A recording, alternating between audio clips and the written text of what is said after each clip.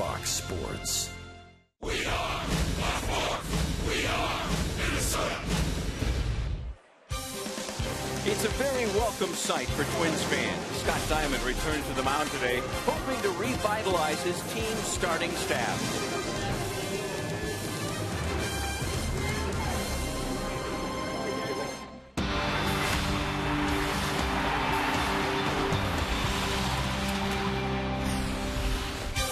Another cool day here in downtown Minneapolis, where Diamond is synonymous with baseball. Last season for the Twins, Scott Diamond was synonymous with success.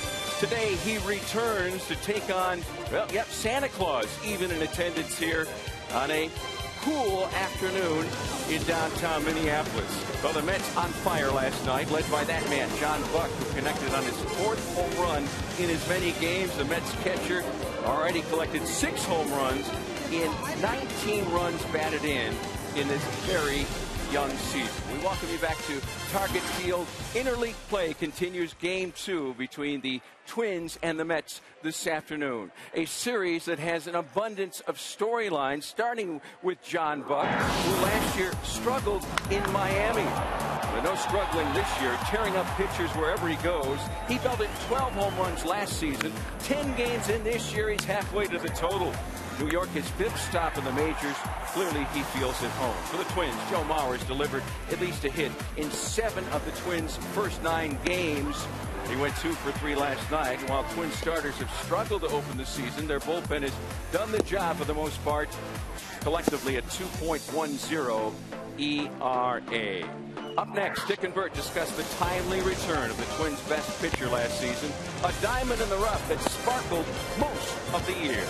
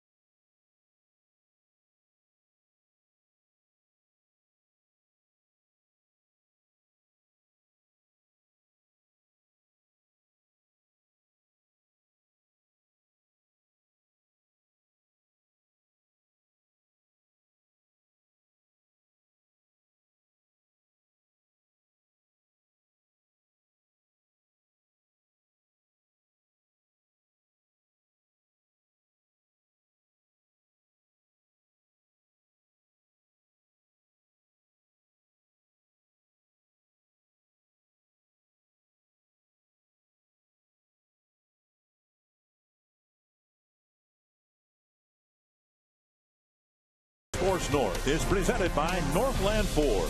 Visit northlandford.com and your local Northland Ford dealer today. And by Menards. Save big money on all your home improvement needs at Menards. Target Field is surrounded by snow, but the playing field is in great shape, and the Twins and Mets this afternoon will meet in Game 2. Scott Diamond will make his 2013 debut after a bit of an elbow issue taken care of during the offseason. Tough mound opponent, though, for Diamond and the Twins here today. Matt Harvey has been outstanding this year after impressing National League scouts in 2012. And we welcome you to Target Field. A little bit warmer today. Dick and Bert with you for Game 2 between the Twins and the New York Mets. The Twins made a roster move today to get Scott Diamond into the start this afternoon. Liam Hendricks was optioned to Rochester. He'll pitch out of the rotation for the Red Wings in the hopes that he'll be able to be more consistent and come back and rejoin this rotation. For the most part, the Twins want to forget all about what happened in 2012, and they don't want a repeat of what happened in 2012, except when Scott Diamond pitches. Last year, a lot of times he had to pitch after a tough Twins loss, and he'll get that assignment today. Well, you mentioned the word consistent, and that's what Scott Diamond was last year. Very, very consistent. In the starts that he had, he was 12-9, very good earned run average. Now, we don't know what we're going to get out of Scott Diamond here. Remember, in December, he had surgery, and any type of surgery is still surgery. He had some bone chips removed. So Scott Diamond, he's had some rehab starts. He was pushed back in spring training. Hopefully he's going to be consistent again here this afternoon. Twins haven't won a series opener yet this year. They have won a couple of series, and they hope to win this one, starting with a win this afternoon in their home ballpark.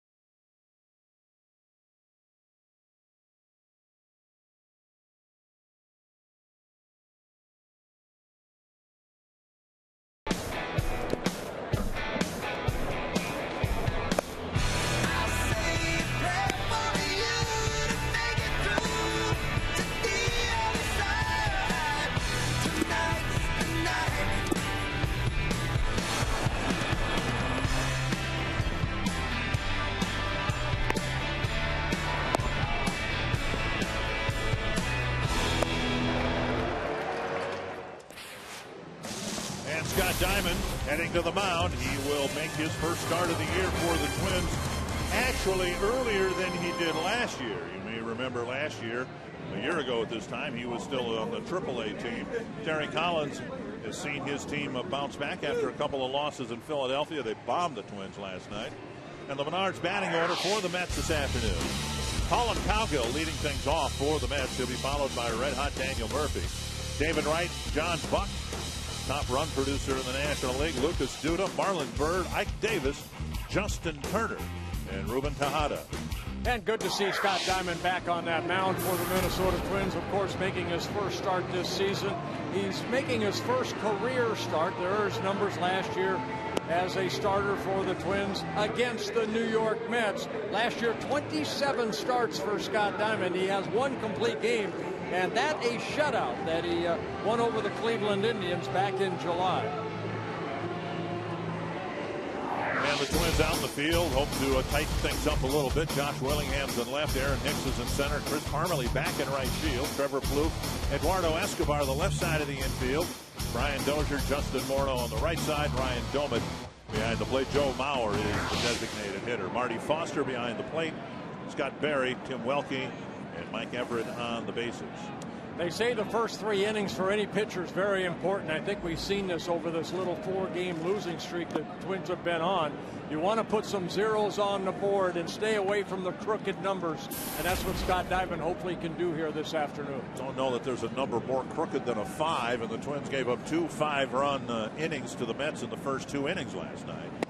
Swing and a miss, 1-1.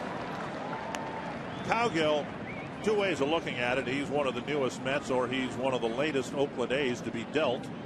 The A's do that a lot. Bring a player up.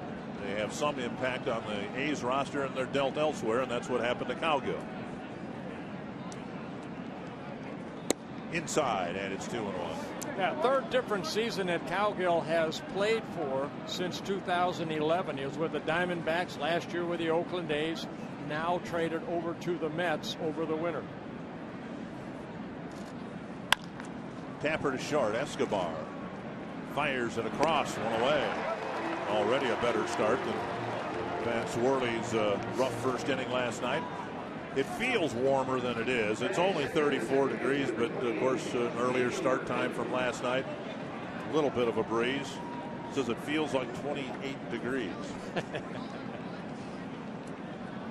But I think that's your sense too, isn't it? A little bit feels warmer than last night. The thing is, it's a baseball game. Both teams have to play in this type of weather, and it's not only here in Minnesota. It's been a lot of different places around both leagues. Diamond cracks his first bat. Murphy will go back and get another one. Scott Diamond, 26 years old, in his 3rd season with the Twins.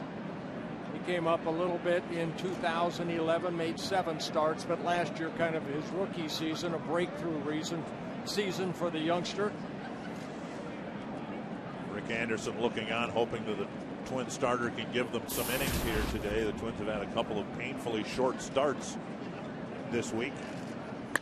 There's a liner off the tip of the glove of Dozier and into right field, and Murphy has yet another hit. And Scott Diamond talked about a delayed start, but one he's excited about nonetheless. Health-wise, I really feel ready. Elbow feels good, shoulder feels good, and you know, it's exciting to just be back and get back into the pace of things. It's the start of the season for me, and you know, even though we're 9 games deep already, I'm going to be excited to get back out there, and I'll probably have a little jitters and nervousness, but hopefully that goes away once we get that first out. And that's it right there. You're always going to have jitters. If you don't have jitters going into a ball game, whether it's your first start or your 27th start, you probably shouldn't be doing this. You're excited. I think the jitters are there because of the anticipation of how you're going to do.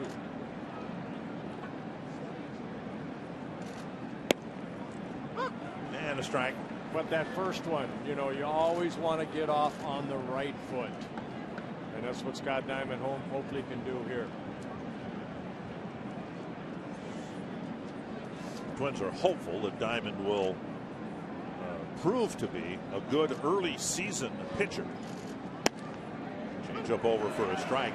He was promoted from Rochester last year after going 4-1 in April.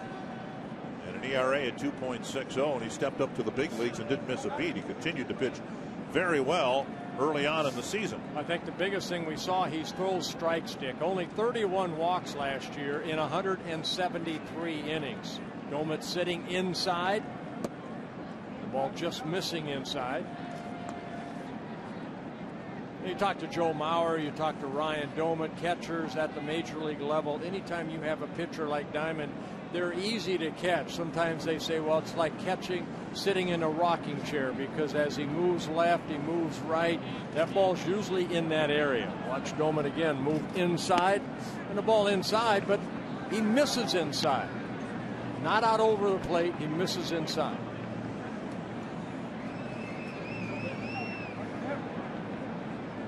John Buck on deck. And a full count to David Wright. See if Murphy takes off and throw over to first.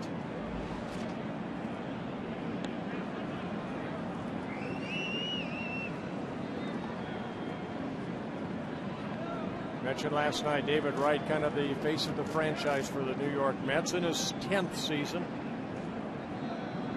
Always a very, very good hitter. Career .301 hitter coming into this season.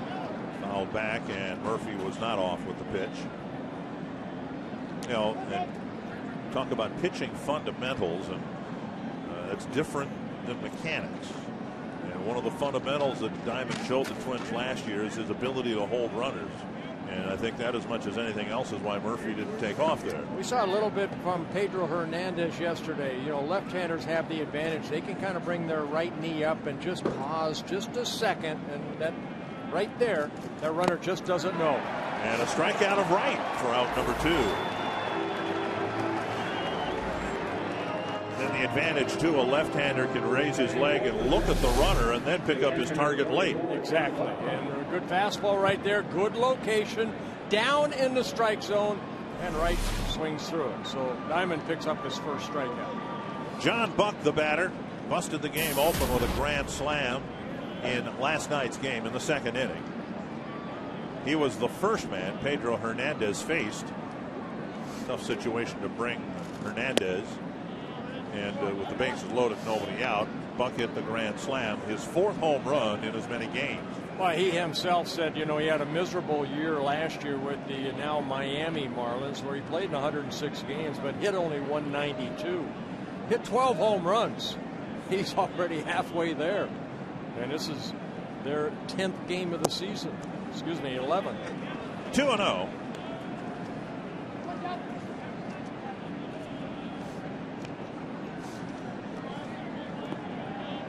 Buck, a footnote in Twins history. A few years ago, Scott Baker had a perfect game going into the 9th inning. Buck then with the Kansas City Royals drew a leadoff walk that broke up the perfect game, and Mike Sweeney got a hit. Swing and a miss, and it's 2-1.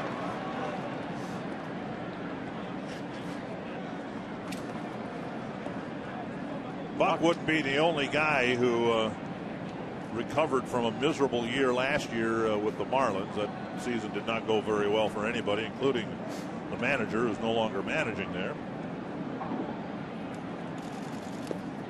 That kicks away from Doman, and he fires to second, but in time. Murphy alertly moves up a bit on a wild pitch. Yeah, good base running right there by Murphy, because once he saw that ball short hop Doman, he took off, and he gets in the scoring position. So a wild pitch will be charged to Scott Diamond. Now, he had 10 wild pitches last year. You see the ball land in front of Doman. Well, Ryan probably would say, you know, I should have blocked that to where the ball hit in front of me. Instead, it caromed to his right. Does open up first base now with Buck, a dangerous hitter and a hot hitter at the plate. We'll see what Diamond does here on 3-1.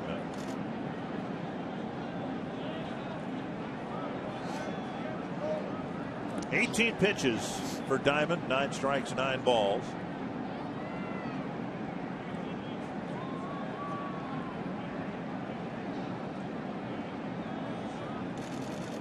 Fly ball right field.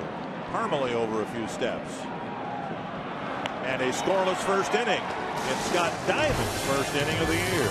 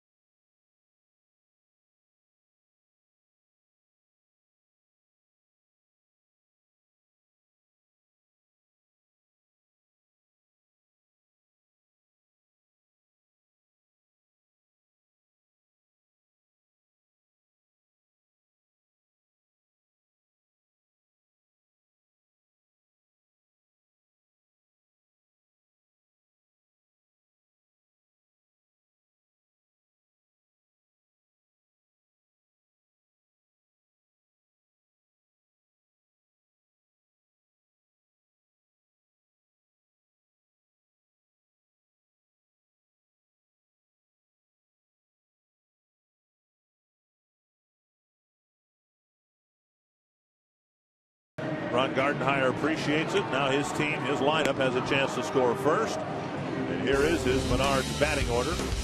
Aaron Hicks in the leadoff spot. Joe Mauer, the designated hitter. Josh Willingham, Justin Morneau, Ryan Doman, Trevor Plouffe, Chris Parmelee, Brian Dozier, and Eduardo Escobar.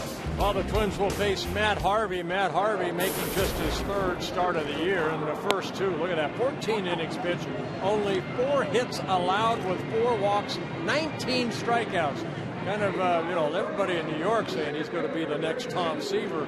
You know, a guy that is a Hall of Famer. But boy, you hate to label something like that. But you know, this guy's off to a great start. The Mets out in the field. Brought to you by Northland Ford. Lucas Duda, Colin Cowgill, Marlon Byrd.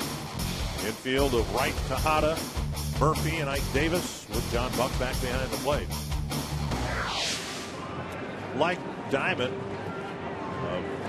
Harvey took a regular turn in the Mets rotation last year, and like Diamond, he made a pretty positive impression. Yeah, 3-5 in 10 starts with an ERA at 2.73. So maybe not the run support, but very, very good numbers. Here's Aaron Hicks, hitless in the ball game last night. Reached a couple of times, scored a couple of runs. There's a bunt up the line, foul.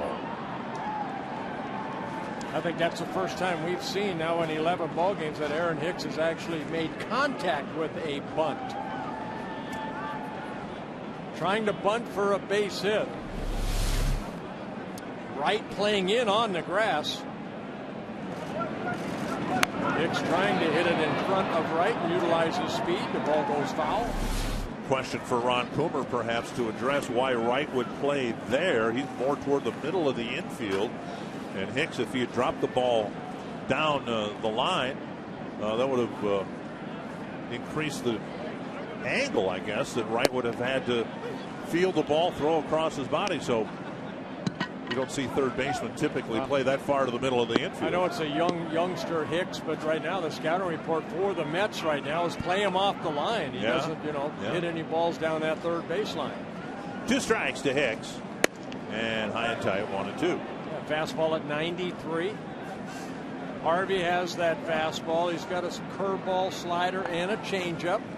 24 years old, the Mets' #1 pick out of the University of North Carolina back in 2010. 7th pick overall in that draft. There's the curveball, just missing. 2-2. Hitless last night.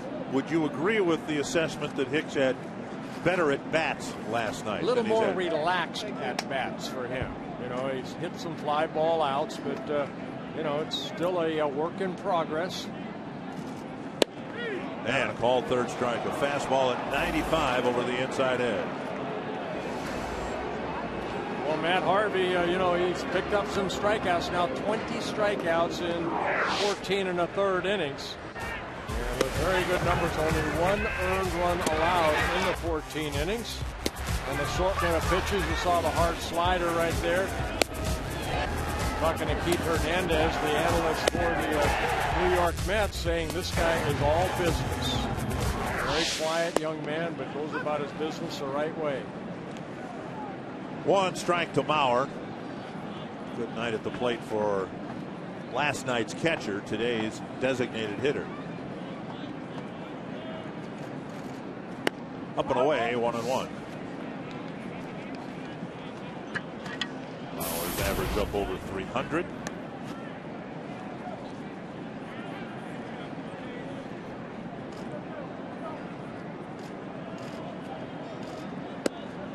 Two and one. Mauer in the elite category of hitters, and maybe already this season we've seen evidence of that. Joe on the road trip just seemed to be off his game. His swing wasn't quite right. We saw a lot of swings and misses. Then he comes back, has a good night at the plate last night.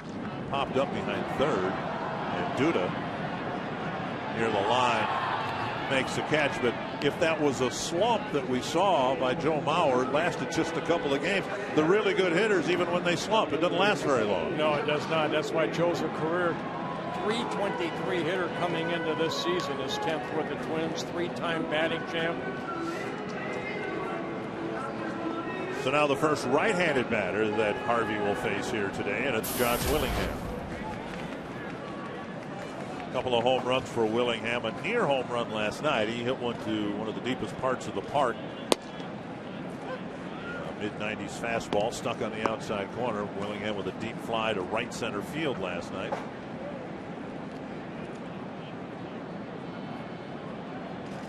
Breaking ball in the dirt, 1-1.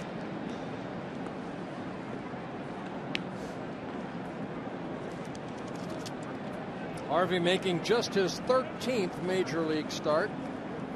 5 wins, 5 losses in his young career.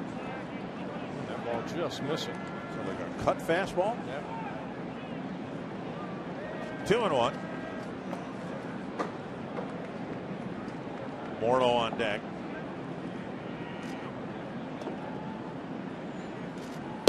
Three and 1. First time through the Mets rotation, they got 5 quality starts. And they had some problems through the back end of their rotation in Philadelphia. Chopper left side. Right, double clutches, throws to Davis. And Harvey has a 1-2-3 first inning.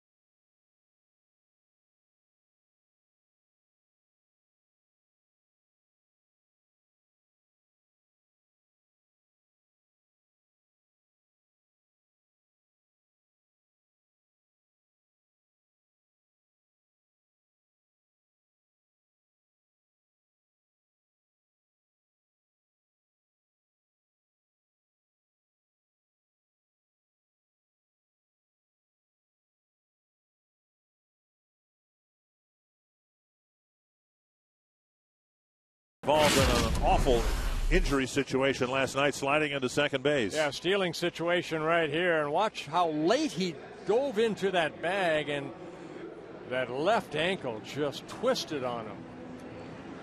It does not look good for the Toronto Blue Jays shortstop. Oh, boy. Almost as hard to watch as the basketball player who got hurt in the regional finals. Reyes is going to be out, they say, anywhere from a month to 3 months. Sometimes, as grotesque as that looked, they say it's a sprain and you almost wish it was a break. They say sometimes it's better for a player to have a broken bone than a severe sprain like that. An MRI scheduled for today and a clearer determination made then. Well, I'm not a doctor, but you know, in a strain, you stretch those ligaments. It just takes forever for it to heal. Ball 1 to Lucas Duda. I always wanted to be a doctor, though. Yeah. Well, there are some of us who are glad you did not become a doctor. Here's a fly to center field, and Hicks is over, making the catch, one away. Would have been a brain surgery. When you join the Twin season ticket family in 2013, you'll be hitting the sweet spot. Purchase any of the Twin season ticket packages and receive 10% off all food, beverage, and merchandise bought at Target Field. Call 800-33-TWINS or visit twinsbaseball.com to check out the options to learn about the cool benefits that come along with being a Twins season ticket holder. One gone, here's Marlon Byrd.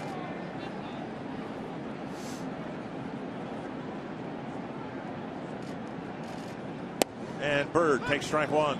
Yeah, some newcomers to the Mets offense this year. We showed you a Cowgill who led off the ball game, Myron Byrd. Myron Byrd in his first season with the Cubs and the Red Sox last year.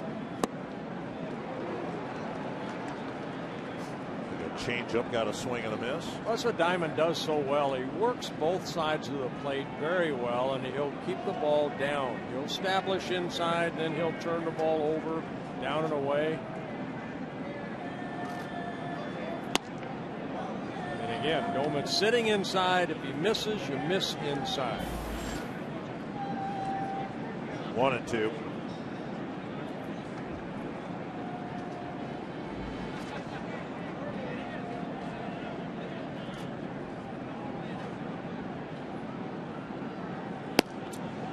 Ron Gardenhire asked about Diamond the other day. He said as soon as they came over, as soon as they got their first look at him after the Rule 5 draft, immediately they thought they were looking at the reincarnation of Tom Glavine. Diamond out of the Braves organization. To right field. Playable for Parmalee. 2 away.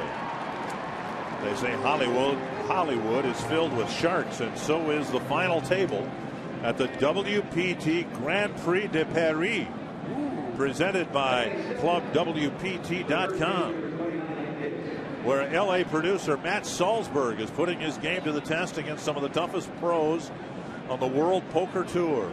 Tune in tomorrow to see if the amateur has what it takes to win, or if he's just a fish out of water. And you might be able to tell I did not write that promo. How can you not tune in? Just off the outside corner, ball 1.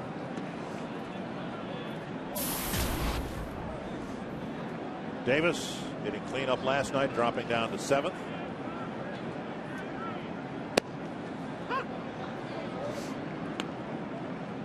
Davis struggling a little bit at the plate. Left-handed starter. Davis moves down in the batting order.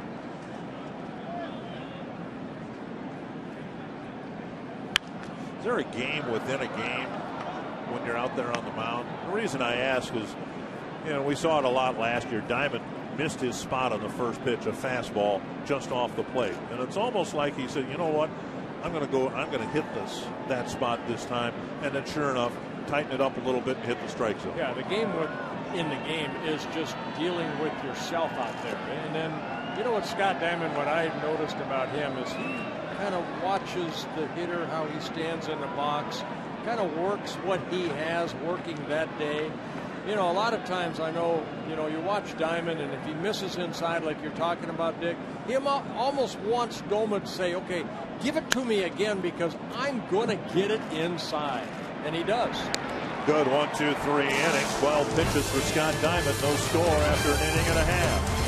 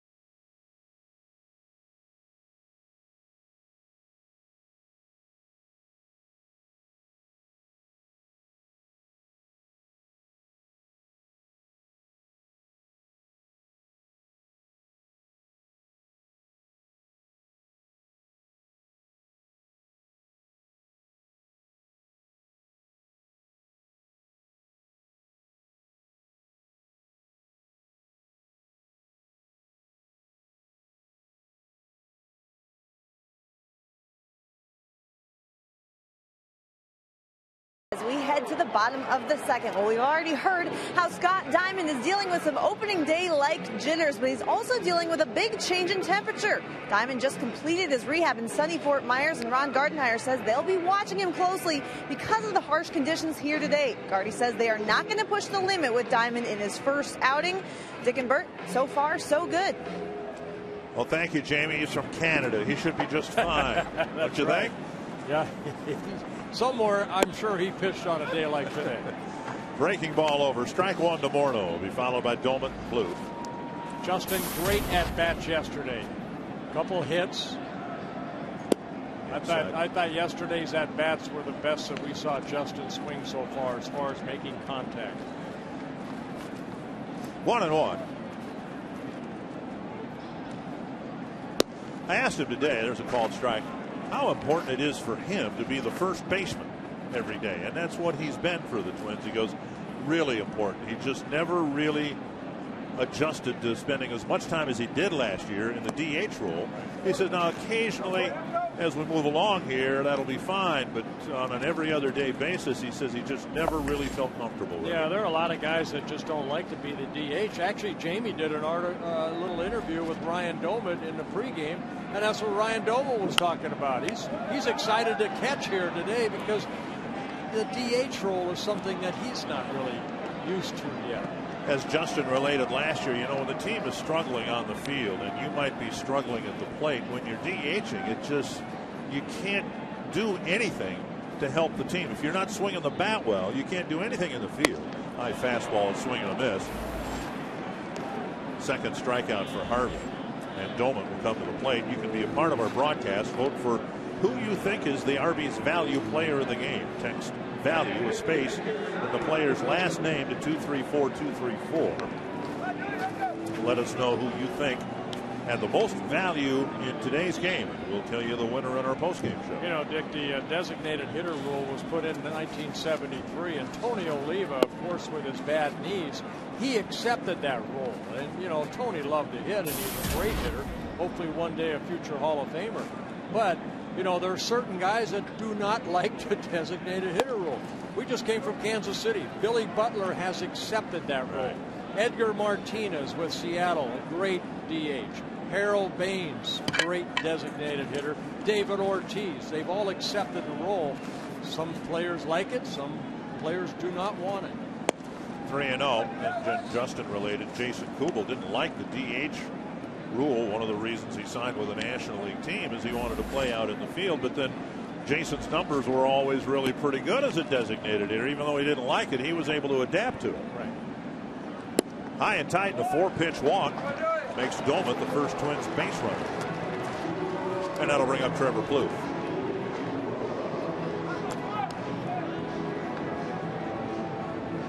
Well, Harvey in his first two starts, 7 innings in both starts against the Padres, and then his last outing in Philadelphia against the Phillies. 19 strikeouts in the 14 innings. And only 1 earned run allowed.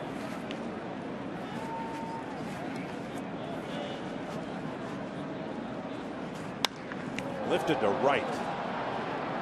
Right at Marlon Byrd. And Plouffe is retired on 1 pitch. We'll bring up Parmalee.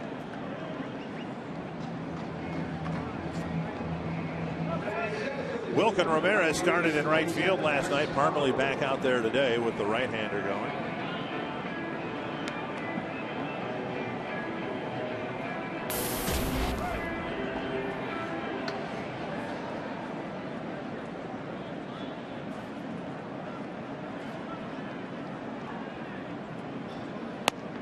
Strike on the outside corner.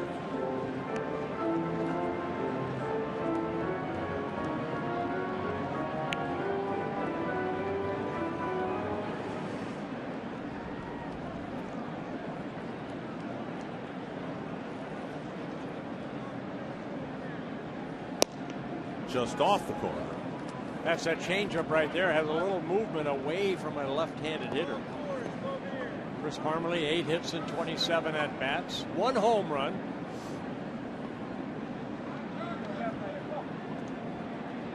He's picked up 5 RBIs so far. Popped up wide of third, right chasing it. And he has room to make the catch on the warning track. So the Twins get a walk. They leave Dolman at first. No score here at Target Field after 2.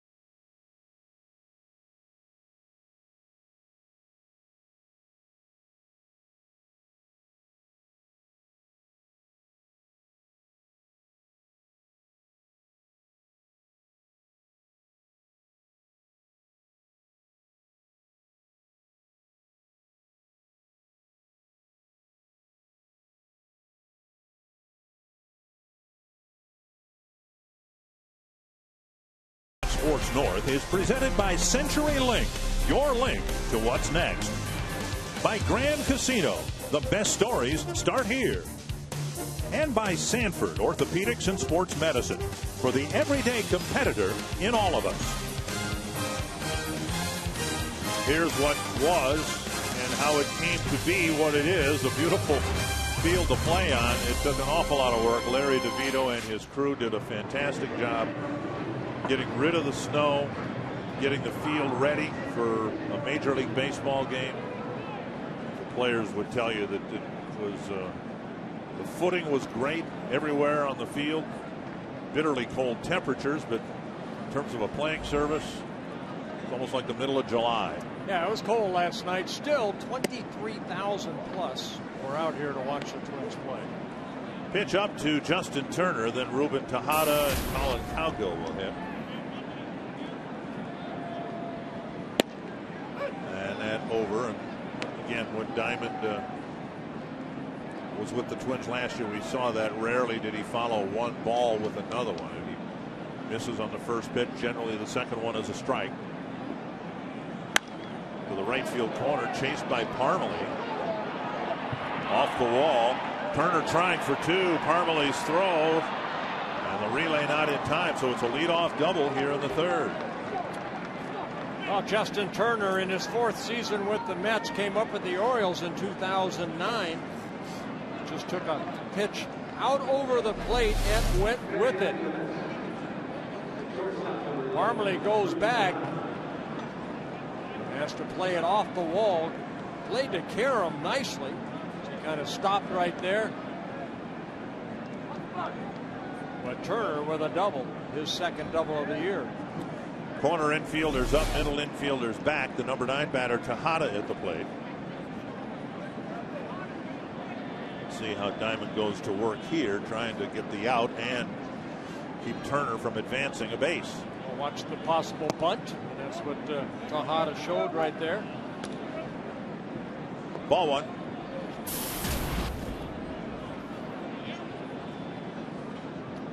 Tejada, a couple hits in last night's ball game. Scored a run.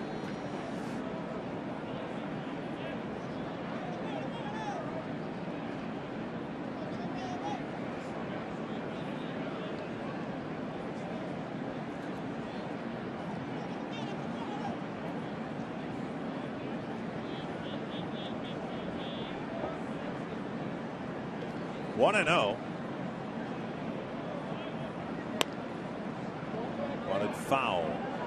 1-1.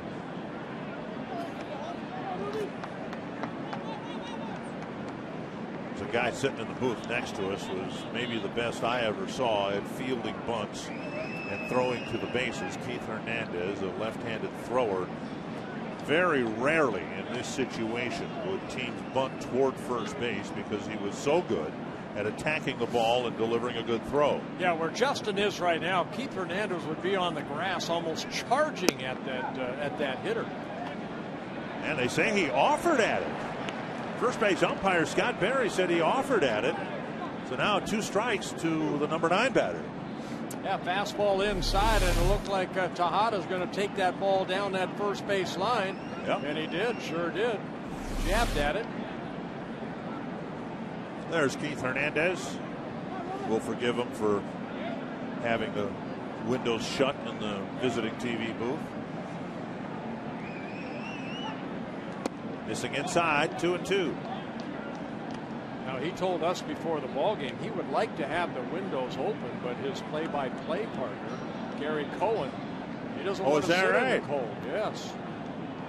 Well, it's unlike play-by-play guys to be so, I'd rather have soft. I'd rather have the window closed myself. Oh, would you really? I respect, okay, your desire to be cold. No, I like the window open. 2-2. That's to left. And it's hanging in the air for Willingham, who makes the catch 1 away.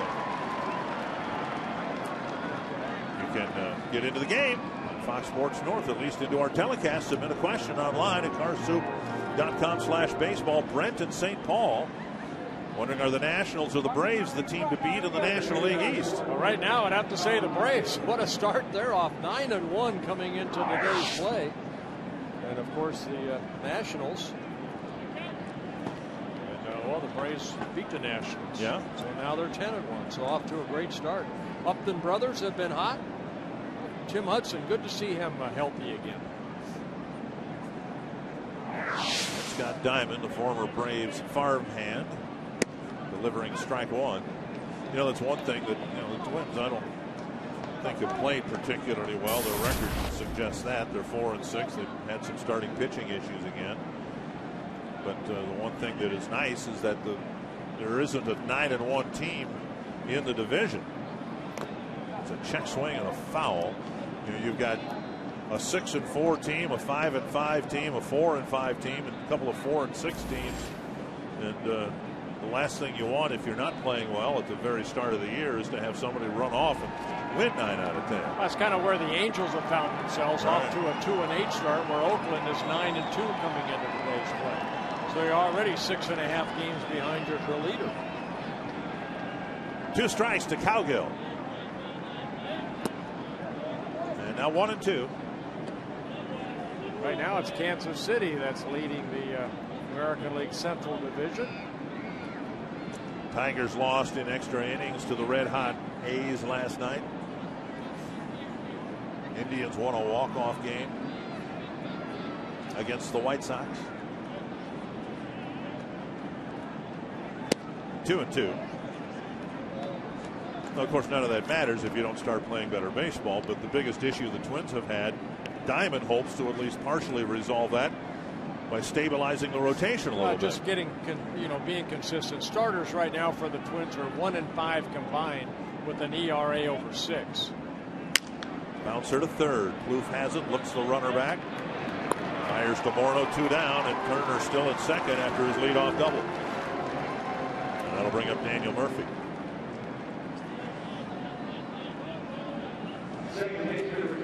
So many little things come into a team winning a ball game, and that at bat by Tejada, not able to lay down the ball, right there puts more pressure on Cowgill. He ends up grounding out. Now that puts more pressure on Daniel Murphy to get that big 2-out hit. Swinging a good bat, had a good night last night, and a single his first time up today. Just off the outside corner, ball 1. Murphy coming off a very solid year last year with the Mets, where he hit .291 in 156 games.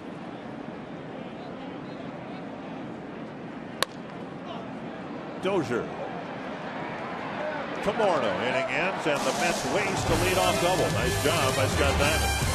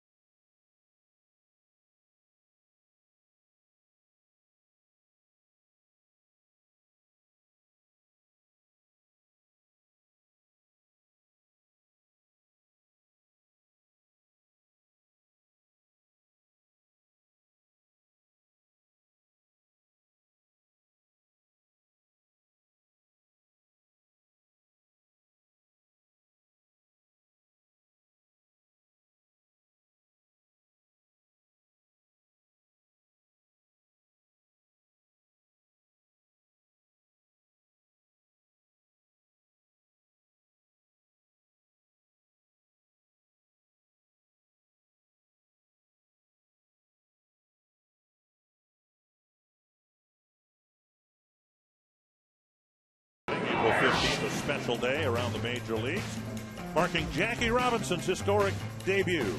Join the Twins in honoring the memory of Jackie Robinson on Diversity Day at Target Field. The first 5,000 fans get a Diversity Day t-shirt. Call 800-33-TWINS or visit twinsbaseball.com for your tickets to the Diversity Day game against the Angels. That's the Negro League Hall of Fame in Kansas City. You've been there. Went there last year, and it really is, if you're in Kansas City, it is well worth the stop to see a part of our history, our nation's history, also our baseball history. I don't know about you. When I went through it last year, I mentioned on Twitter, mentioned to some people, I felt proud and ashamed at the same time. You know, that wasn't that long ago that the Negro Leagues were in existence. The game hadn't been integrated yet, and it was a pretty unique time, to say the least, in our game's history. You know, many years ago in Kansas City, I had the honor of sitting at the same table with Satchel Paige. Really? And I look at. I only regret not getting his signature, but I remember when I shook his hand, my goodness, he had some pause. Wow. But you just look what he meant to the Negro Leagues back then, and unbelievable career. And what a nice man he was. 2 strikes to Brian Dozier, leading off the Twins' third. Just off the plate.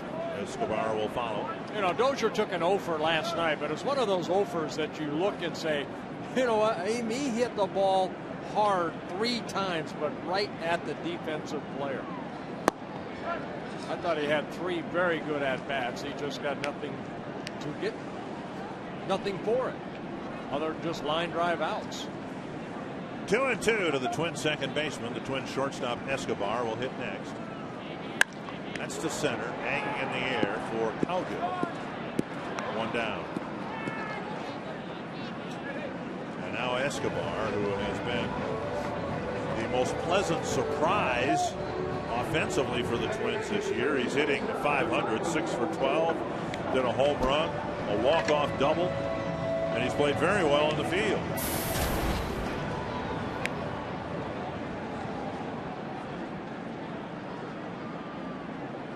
Playing in place of Pedro Florimon today. Fouled away. Game 2, Escobar coming up.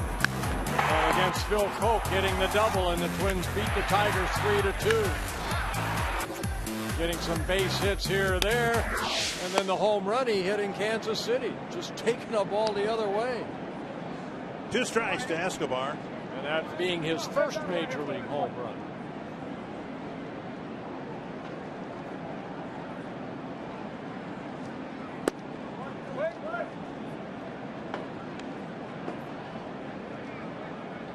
One and two. Escobar coming over in the Francisco Liriano trade last year, along with Pedro Hernandez. Line drive to Davis. Another well hit ball by Escobar, 2 away.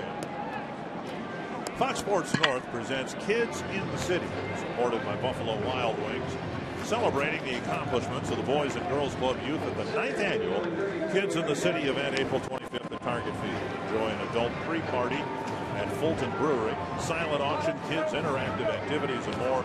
For sponsorship and tickets, visit foxsportsnorth.com. Click on North Supports under the More tab. Aaron Hicks called out on strikes his first time up. Takes a pitch up, ball one. In Fort Myers this spring, the talk of both the Twins camp and the Boston camp, a young outfielder who made it impossible for the teams not to put them on the 25-man roster. For Boston, it was Jackie Bradley Jr., and for the Twins, it was Aaron Hicks. And both players are really struggling once the real season's begun.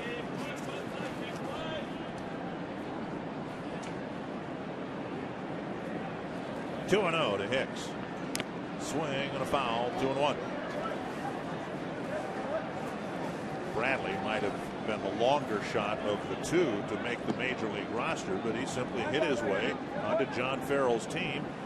And Hicks hit over 300, hit for some power, drew a lot of walks, and in a nutshell, looked like a 10-year veteran in March. But this is April. 2-1. Was after a high fastball, 2-2. Fastball at 95 up in the strike zone. Hicks goes for a little bit of a stroll in a familiar situation.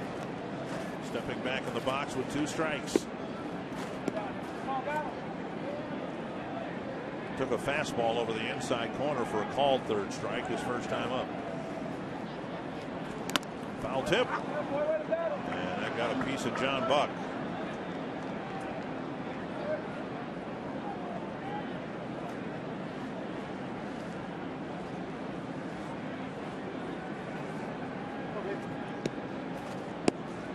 See the helmet of John Buck. Good article in the New York paper about that helmet.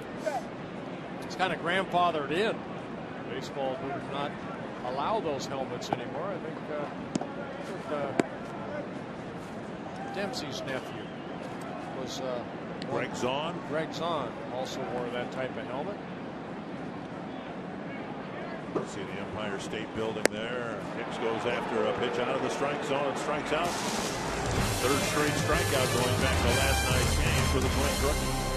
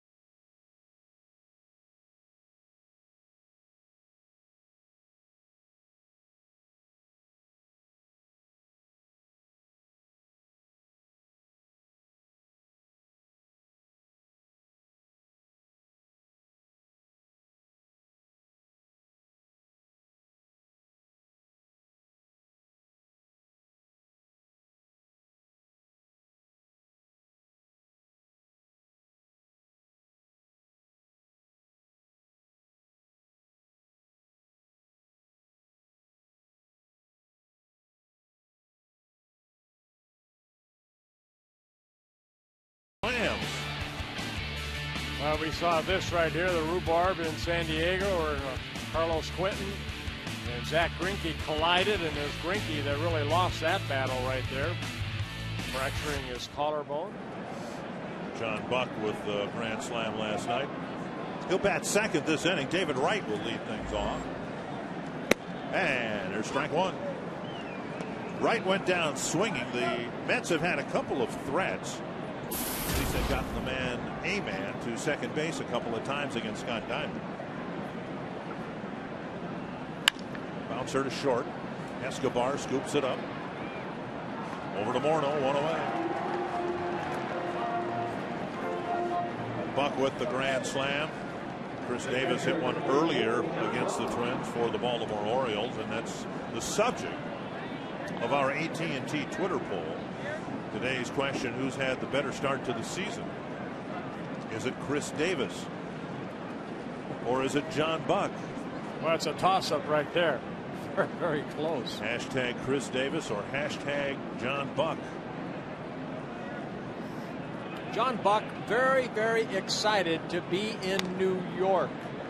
He was quoted as saying, you know, growing up in Utah, my dreams were one day, and there are the numbers between Chris Davis and John Buck, of playing Major League Baseball. He said, you know what, he came up with Kansas City. I love Kansas City, but you don't dream about playing in Kansas City.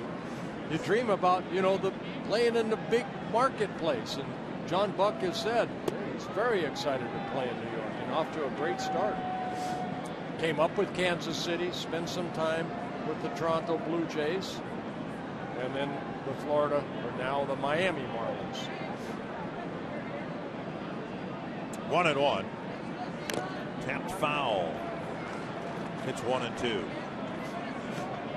And Buck off to that great start, but coming into this year, his 10th season at the major league level, he came in as a .235 career hitter. 50 pitches for Diamond. He has gotten 10 outs.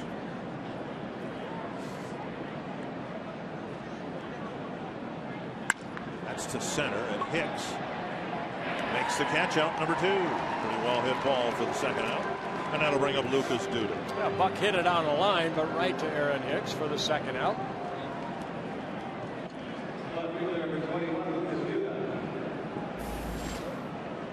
I think what we've seen so far out of the staff, Dick, over the first 10 ball games, now into the 11th game, and Diamond out there, it's a pitching staff that doesn't strike out a lot of batters.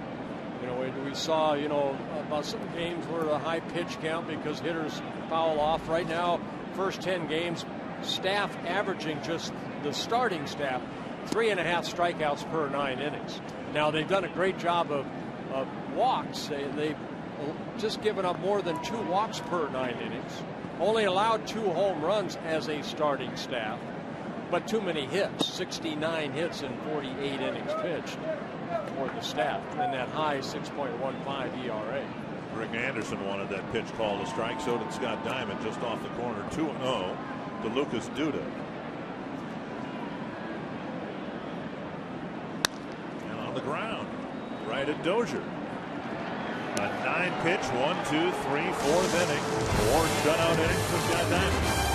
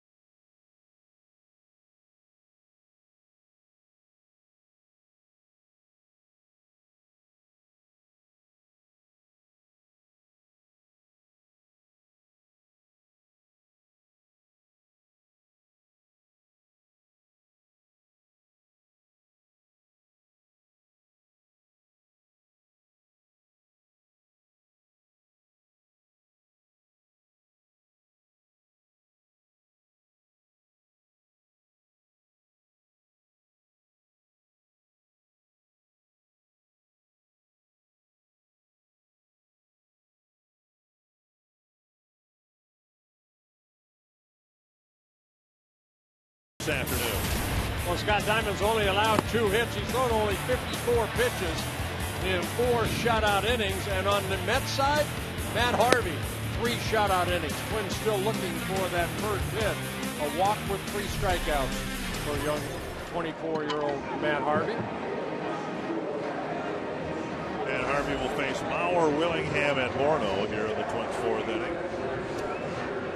People bundled up, but hey, we're Minnesotans. We can deal with this eventually.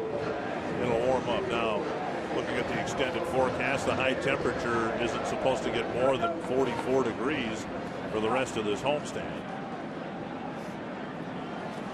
But as long as there isn't precipitation, and there is some in the forecast tomorrow,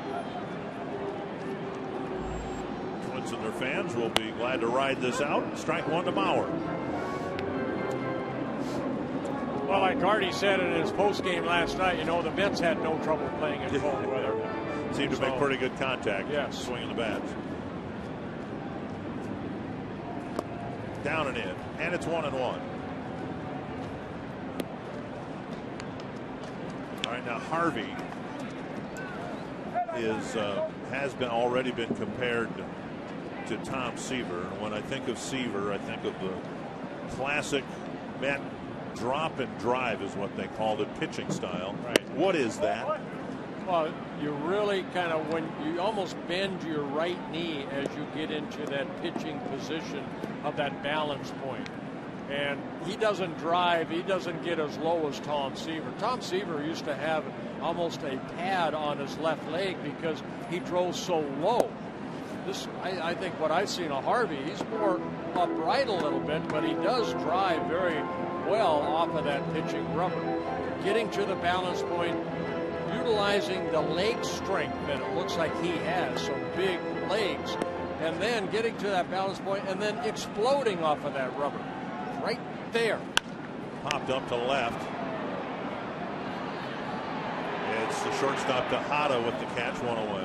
Let's break down Harvey's delivery. Now he works off of the first base side of the pitching rubber, but once he gets to that balance point, now he explodes toward home plate, and you can see the drive off of that right foot off of that pitching rubber. He's not as low as Tom Seaver. Tom Seaver used to be really low when he drove toward home plate. Seaver was basically hard fastball and then a nasty slider. Here's Willingham. Twins need to break the ice with a hit here. And Willingham takes up high, ball 1. I've talked about this before. Remember a few years ago, Sports Illustrated did a thing on great pitchers, and they had a photograph of Sandy Koufax. And the still frame photograph had Koufax, and it looked like his back pocket of his uniform pants were about 4 inches off the ground. That's how low he was, how long his stride was. Yes. So would you call him a drop and drive type of? It's hard back then because the mound was 15 inches high, and they had no, as far as the, you know, where your landing foot lands, there was no degree. Now there's a degree of what that mound has to be, and you can only, back then it was a pyramid of a mound that Sandy Koufax used to pitch off. And a 4-pitch walk to Willingham. Morneau will hit. Second walk issued by Harvey, and both have been on 4 pitches. Morneau struck out on a high fastball his first time up. I think you become that type of pitcher because of the long stride that Koufax had. Right. There's no way you can get way out there and still stay on top of the baseball, even though Koufax, his arm already had committed before he went and did that long drive because his arm was on top. More of a straight over the top type curveball. Could be a double play ball. And Morneau on 1 pitch hits into a 4-6-3. 4 shutout, no hit innings for Matt Harvey as we move to the 5th.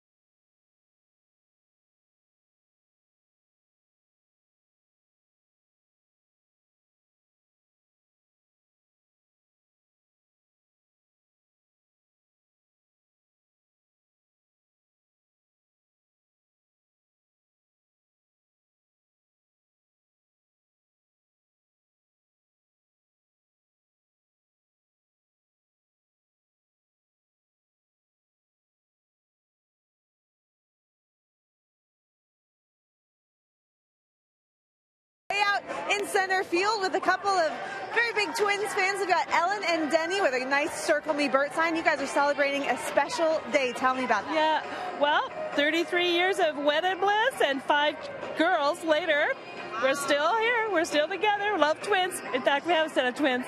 Is this an anniversary special? You guys try to come every year? Well, it may start to be that thing. Last weekend, she handed me a ticket, and I'm like, we live up north, and I'm like, oh, we're going to go down to the city? Here we are. Fantastic. Well, as part of being in the Minnesota Lottery Winner's Circle, you're going to receive $100 worth of Minnesota Lottery scratch-off tickets. Congratulations, and thanks for coming out today, Dick and Bert. Yeah, thank you. Congratulations. You are here by Circle in 33 years. She must be a very strong lady. Why do you say that? Be married that long? To him? Come on. 2-0, Diamond to Bird. That's blasted to left. And I think the Mets have just taken the lead into the second deck. A home run for Bird. And it's 1-0.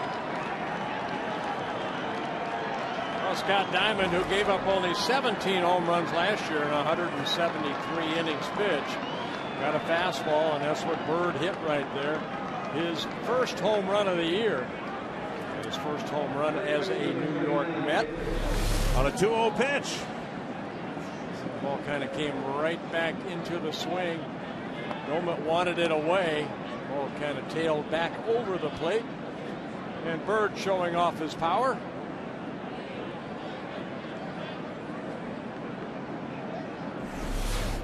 Ike Davis takes ball one. It's only the third home run that the starting staff has allowed on the year. Swing and a miss, 1-1.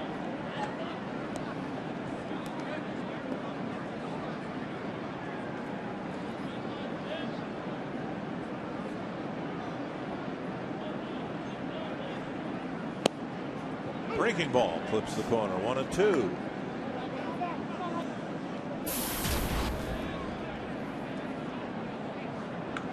Three hits in the game, all going to the Mets, including the home run to give them a 1-0 lead. Blocked by Domet, 2-2.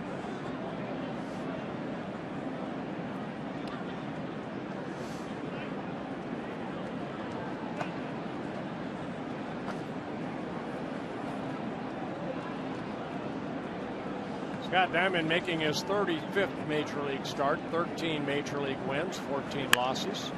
Deep to the left field corner and foul. Nice catch down the line.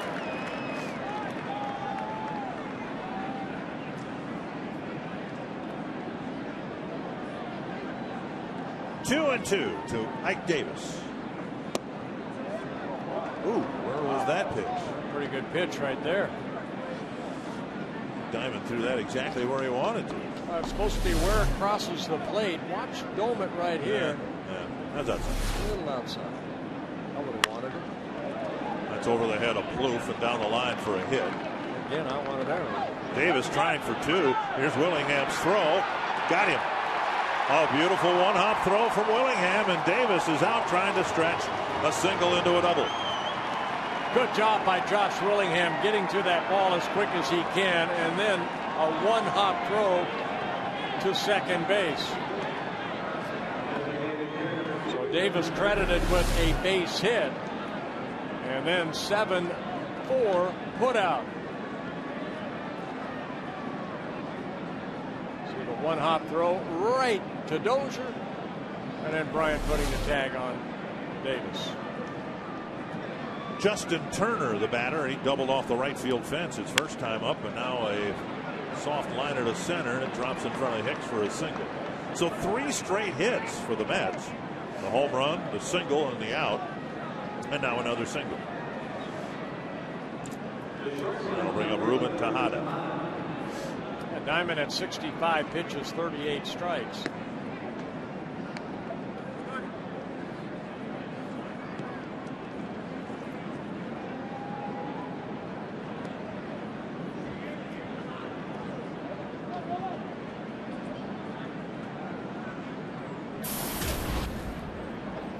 Tejada with a fly to left after 2 failed bunt attempts.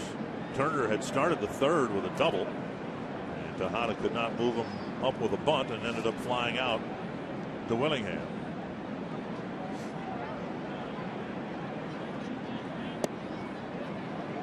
Diamond again, this time to a right-handed batter, missing that edge of the plate.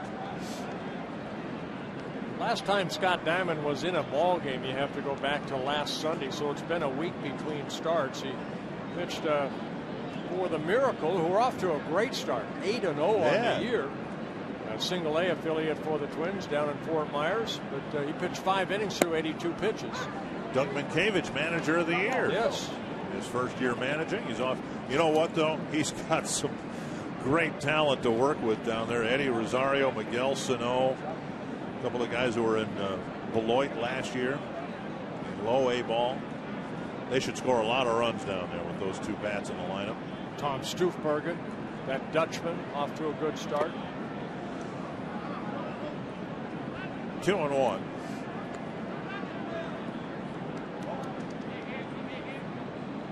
Right now, here we go.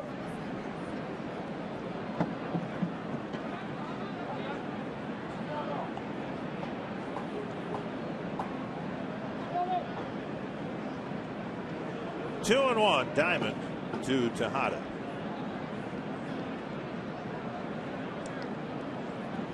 And Turner flushed back to the bag.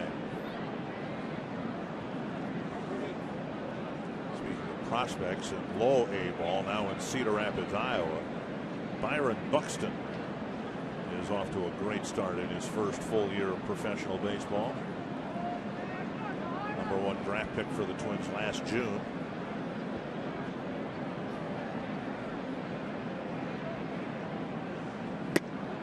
Strike called, 2-2. Buxton, after he signed last year, came here to Target Field to take some batting practice with the Major League club. Kid's 18 years old, and all the nerves associated with that. Buxton hit one into the Twins bullpen, the back bullpen in left center field for an 18-year-old high school kid with a wooden bat in his hands. That was pretty impressive. 2-2. That's past Plouffe down the line. 4th straight hit for the Mets. Turner to third, and it'll be a double for the #9 batter. And the Mets came into this inning with just 2 hits, and they've strung 4 together here in the 5th inning. Yeah, Tejada, that breaking ball kind of went right back into a swing down and in, and Tejada opened up and hit that ball between Plouffe and that third base bag. His 4th double of the year. Ball down, and a little bit of a breaking ball, but Tejada getting the barrel of the bat out quickly and hitting it into the corner. Twins bring the infield in here, down a run. 2nd and 3rd, only 1 out. Cowgill at the plate. He's hit 2 ground balls to the left side, 1 to Plouffe and 1 to Escobar.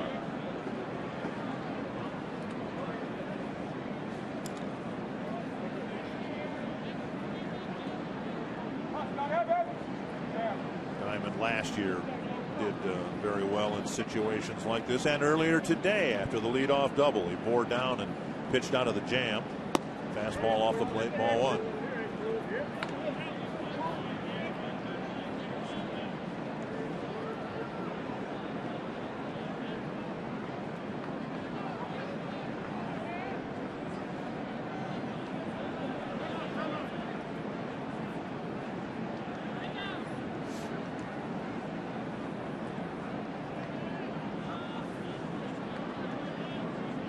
Have just taken a 1-0 lead. Now they're threatening to put another crooked number up on the board.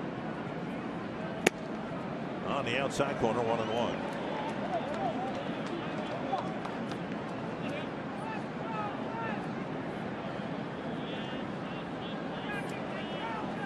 And Doman will go to the mound. Dozier will come in from second base. Josh Renicky warming up.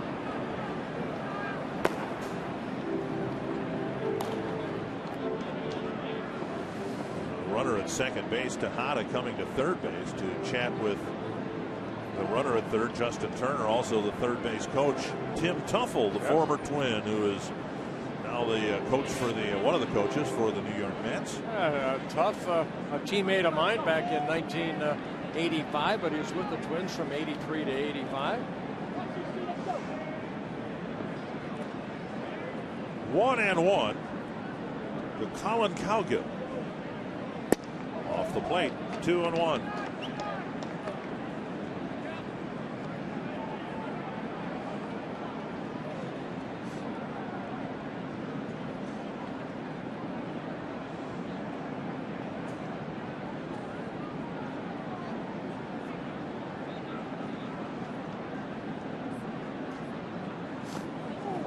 That got enough of Doman to stay around home plate. 3-1.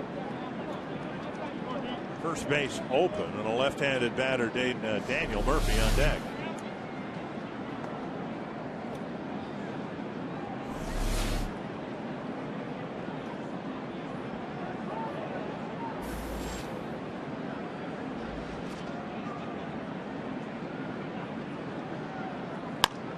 It's a chopper. And Plouffe juggles it. Everybody's safe. Another error on Trevor Plouffe. A number that was going to score the run anyway. But Plouffe, who made a costly error last night, makes another one here. A kind of a swinging bunt right there. Trevor Plouffe coming in and then just mishandling it. Now they've given him a base hit. Okay, let's see. Plouffe comes in. Had a little trouble getting that ball out of his glove. Maybe he had a play at home. You see the direction of the runner right there. Turner, what he did. Plouffe came up looking toward first. In my mind, he would have had plenty of time to make that play and get the out, but inexplicably, he's given a base. They give him a base hit. First and third, nobody out. 5 straight hits for the Mets on a 2-0 lead.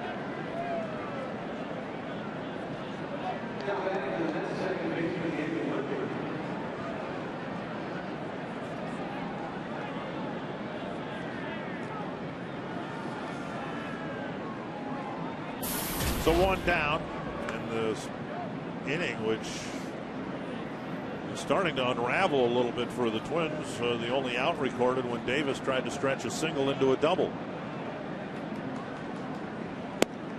And a first pitch strike to Murphy.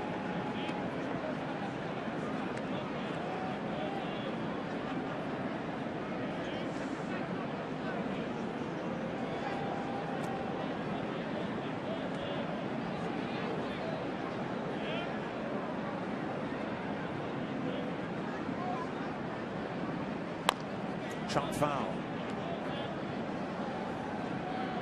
2 strikes. 1 strikeout for Diamond. That was way back in the first inning. He got right to chase a fastball. And he'll try to get Murphy here. See if they get a ground ball right here. Maybe Twins turn a double play.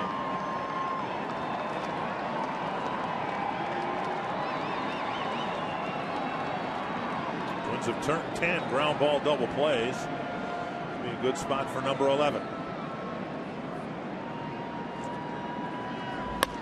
Base hit, right center field. A 3-0 Mets lead. And it's the 6th straight hit against Scott Diamond. And it's a 6th hit for Daniel Murphy in this series so far. So Ron Gardenhire has to come out with Josh Renicky loosening up. 4 shutout innings for Diamond, and then all sorts of trouble here in the 5th. And Tejada coming in from third base. Runners at first and third. Diamond struggling in the 5th, taken out of the 5th inning. Josh Renicky will pitch next.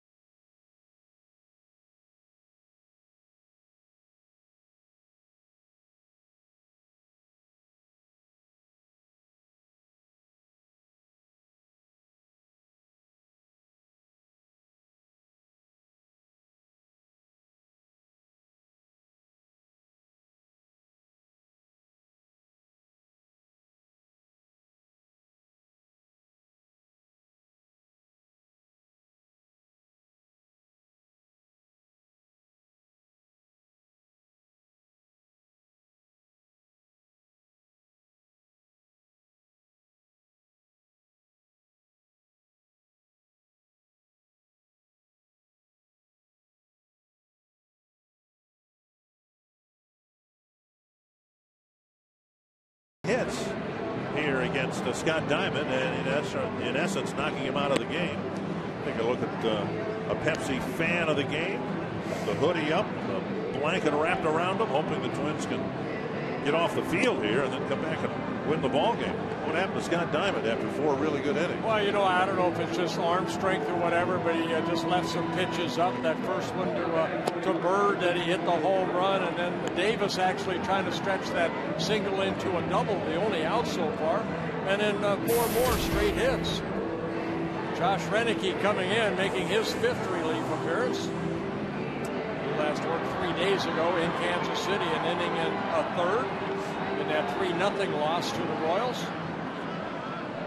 And as smooth as the ride was through 4 innings, in essence, another short start for a Twin starter, and most of this game is going to be pitched by the bullpen again. Right 0 for 2, a strikeout and a ground ball.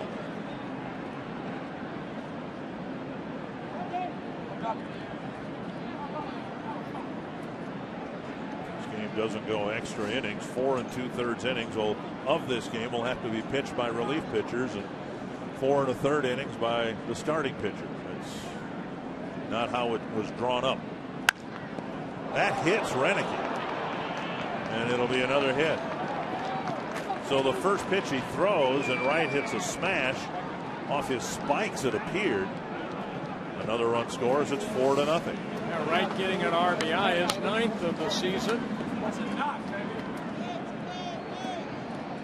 As Cowgill scores the 4th run of the inning, jumping on that first fastball, got the heel of the left foot of Renicky, then popped straight up.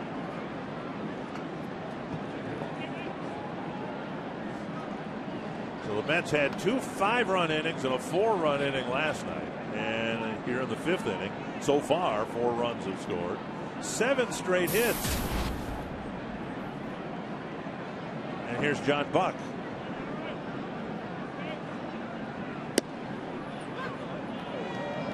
Breaking ball for strike 1.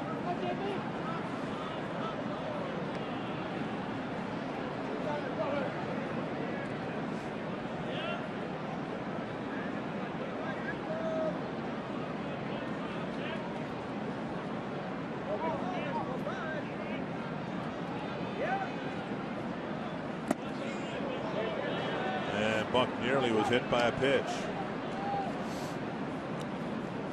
Always a concern if your starters don't go deep, how much pressure you put on that bullpen early in the season and throughout the season.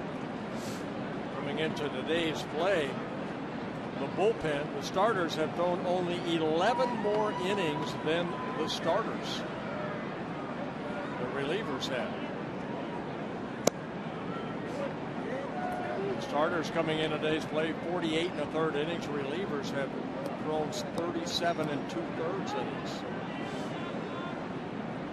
I think that adds up to about a 5-inning to 4-inning ratio, right? Which you got Kevin Correa, who's gone 6 and 7 in his 2 starts. 2 and 1. A little dribbler, and Escobar bare hands it, fires, and makes a nice play for out number 2. In the last 6 games, we talked about the Mets first time through the rotation. They had a quality start in all 5 games, and the Twins had something similar the first time through the rotation. But since then, it's been a little lopsided. That's why in the day's game, you get your starter 6, 7 innings and put so much pressure off of that bullpen. These guys have been used a lot already. The 9th batter this inning, Lucas Duda. Mets had a couple of bat around innings at the outset last night in the 1st and 2nd innings. Off the plate, ball 1.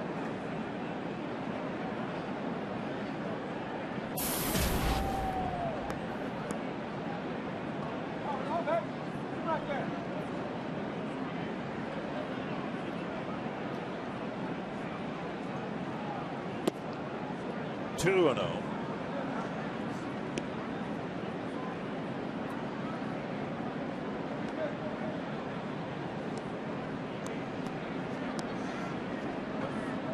Murphy at third.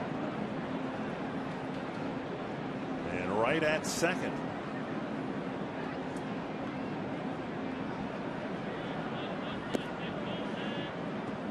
Three and 0. Bird, who started the inning with a solo home run, is on deck.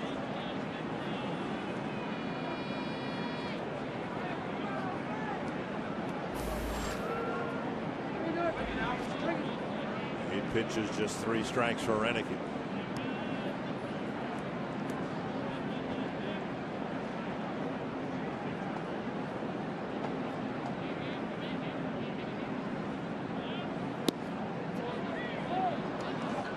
Ball 4, and due to walks.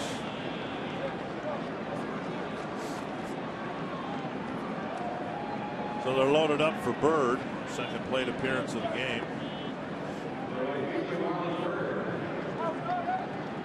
Yeah, Bird started this inning off of Scott Diamond on that fastball, hit his first home run as a Met, his 83rd career home run. Obviously, the Twins haven't fared too well when the other guys fill the bases this year. Already given up a couple of grand slams, and Renicky will hope to get the Twins off the field here. There's a breaking ball over and strike 1. 4 on the board. Have to get this guy out right here.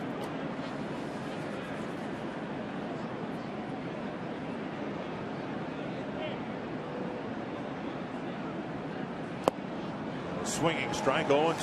Good sinking fastball down there by Renicky.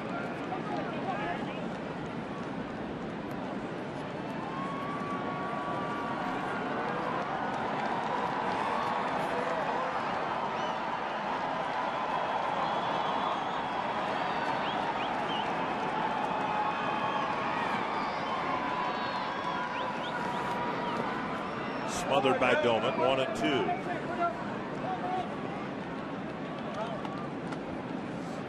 Bases full of Mets. They've scored 4 times. And only 1 batter has been retired among the first 9 here in the 5th.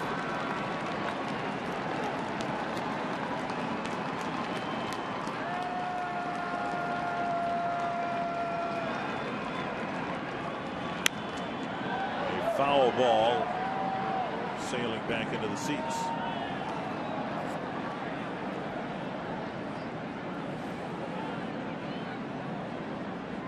Fives all around. And some low fives.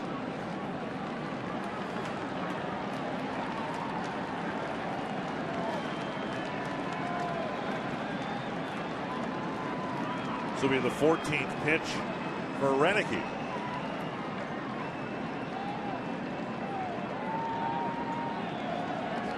Slow breaking ball. Missed the inside corner. 2-2. Well, he fooled Bird, and he came close to fooling the home plate umpire, too. Bird gave up on that pitch, and it nearly caught the corner. Let's take a look at the last pitch. That's breaking ball. Doman wanting it away. It's inside. You would have liked it, but I wanted everything. 2-2. Big pitch here in this 5th inning. Got it. Put an end to a 4-run inning. Mets were at the plate. Twins were in the field for 24 minutes.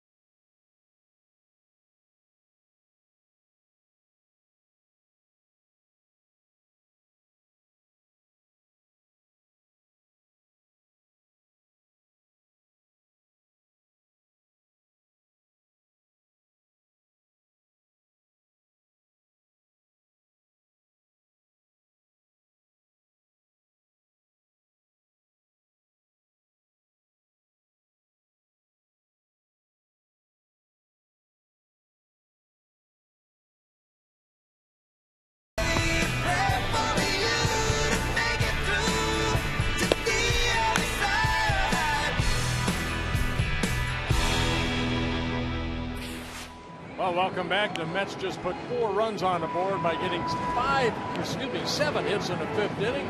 This copyrighted telecast presented by the authority of the Minnesota Twins and may not be reproduced or retransmitted in any form. And the accounts and descriptions of this game may not be disseminated without the express written consent of the Minnesota Twins. A 4-run 5th inning for the Mets. Ryan Domo will lead off the bottom of the 5th.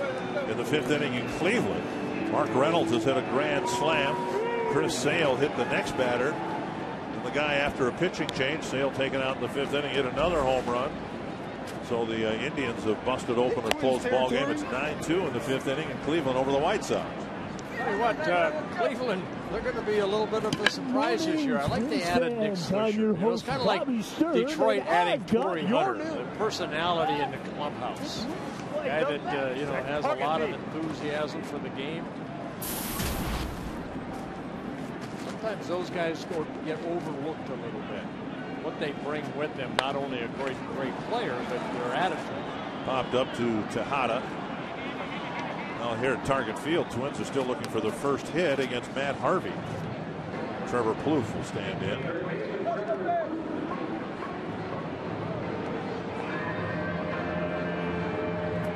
Plouffe with a fly ball to right his first time up. Well, Harvey has faced 14 batters so far. He's been able to get strike 1 on 11 of the 14. So a little key to have success, get ahead in the count. Like that. Outer half of the plate, too. Fastball at 94. That helps. To Davis on 2 hops. 2 down. Take a look at some early action news and notes. Tim Hudson pitching well for the Braves as they've already beaten the Nationals. Madison Bumgarner with good numbers and a win at Wrigley Field. Torrey Hunter hit his first home run as a Tiger in Oakland. And they say pitchers can't hit. Hudson 2 for 3 as a hitter. Look at that. I think you said pitchers. I couldn't. Some pitchers could. Strike 1 to Chris Parmelee. And Tigers leading Oakland 5-1, bottom of the 5th. Slow breaking ball. Missing 1-1.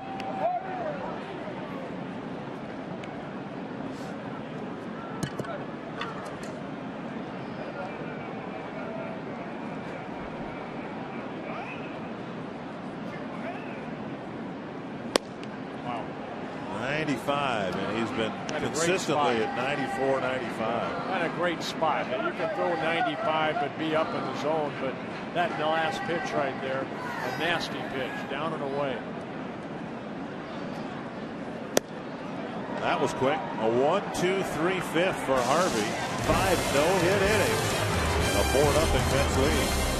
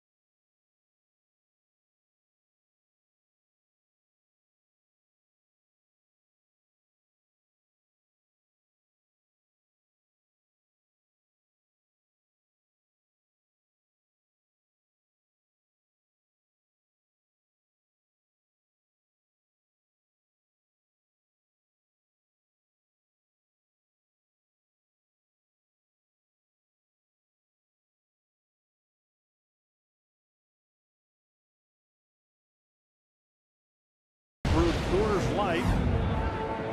And that is a freeze. That's a freeze kick. Smile, young lady.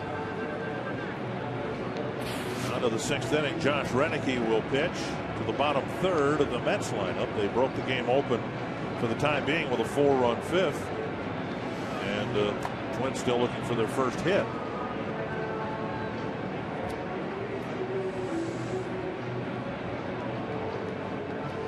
Twins won the opening series against the Tigers 2-1. They went to Baltimore and won 2 out of 3, but now a 4-game losing streak beginning play today. If they're to win this game, it's going to have to be a come from behind win.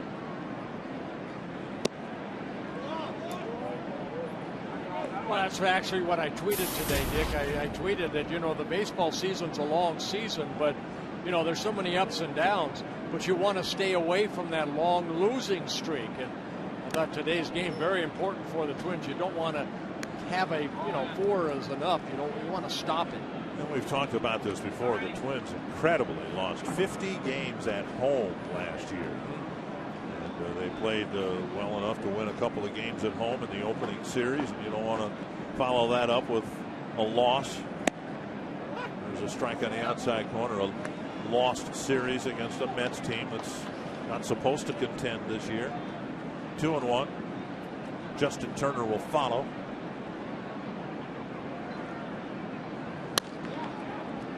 Easy one-hopper to Dozier. 1 away. Marty Foster behind the plate. He had the plate Monday night. Joe Nathan, congratulations to Joe for his 300th save. But look at how the game ended. A breaking ball that was almost in the dirt. It's the way the catcher caught it right there. That's a strike right there all the way. Joe Madden and Foster having words. And they said after the ball game, you know, Marty Foster apologized because he knew he missed a call. That's all you can do. Yeah. And Joe Madden said, you know what, okay, bygones be bygones, let's go. Hey, they're not perfect, believe me. It is not an easy job what these guys do on a daily basis, Major League umpires. Joe Nathan with how quick he got to 300 651 appearances. Tapped foul. And of course, a lot of those coming as a Minnesota Twin. Still remember 2 seasons ago when he passed Rick Aguilera, having come back from Tommy John surgery to become Minnesota's all-time saves leader. Had a good year with the Rangers last year in his first year. 2 strikes to Turner. Blasted to left center field. Hicks back on the track, making the catch, out number 2. A deep fly ball for the second out of the inning. The NFL draft begins April 25th, but Fox Sports North's Brian Hall is getting an early start on coverage beginning today. You can read Brian's preview stories each day between now and draft night at foxsportsnorth.com. Brian will break it down, which wide receiver they're going to draft, which defensive tackle they're going to draft, which long snapper they're going to draft. That's how detailed his preview is going to be. There's Ruben Tejada.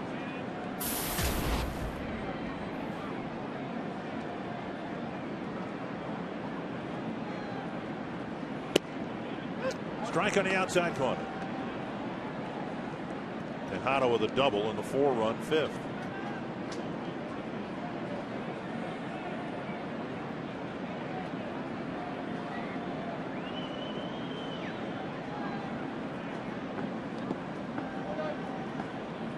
One and one. Scott Diamond went 4 1/3 innings. He was sailing along through 4 and then ran into an awful lot of trouble in the 5th inning. Well, he left that pitch up to Myron Bird, and it kind of like, I don't know if it flustered him, whatever, but the Mets bats took over from there. 6 more straight hits after that. Swing and a miss, 1 and 2.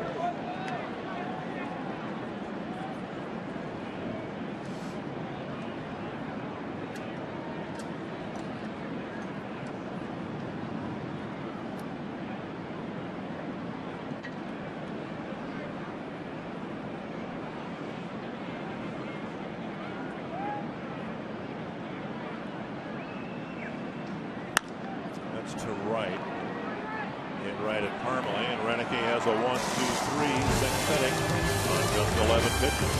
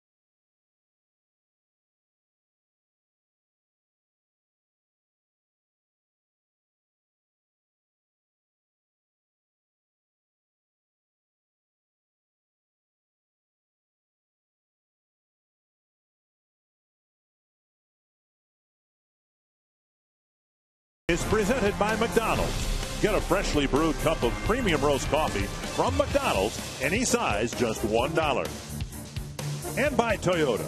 Let's go places. To find the nearest Toyota dealer and check out our current offers, visit buyatoyota.com.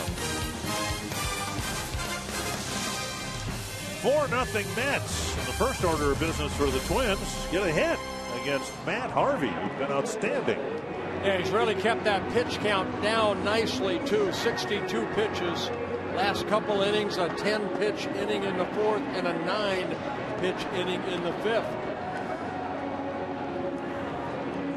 So Matt Harvey, who was making his 13th major league start. Brian Dozier to lead off the sixth. And the fastball right down the middle of strike. Again, strike one. 14 of 17 batters. Strike one. Dozier, Escobar, and Hicks facing Harvey here in the sixth inning. And a breaking ball for a strike. 0-2. Harvey with 2 walks in the ball game, 4 strikeouts.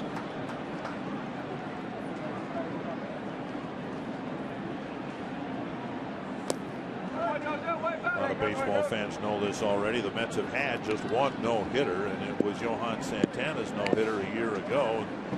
Santana did not do a real good job of saving his pitches for later in the game. He threw an awful lot of pitches and was never the same pitcher after that. And of course, this year he has had his second shoulder surgery related to the no-hitter or not. His Mets career has all but done. I don't think they'll let this young man throw 130 pitches like Johan did in that no-hitter. 1-2. And a strikeout of Dozier. And strikeout number 5. That looked off the slider right there. Saw the curveball. That's a little bit just good fastball.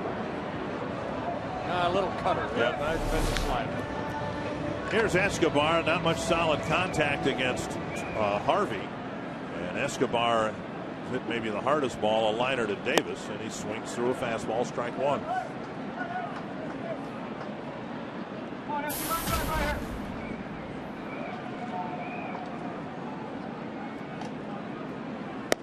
Checked his swing, 1-1. Escobar 6 for 13 as a batter.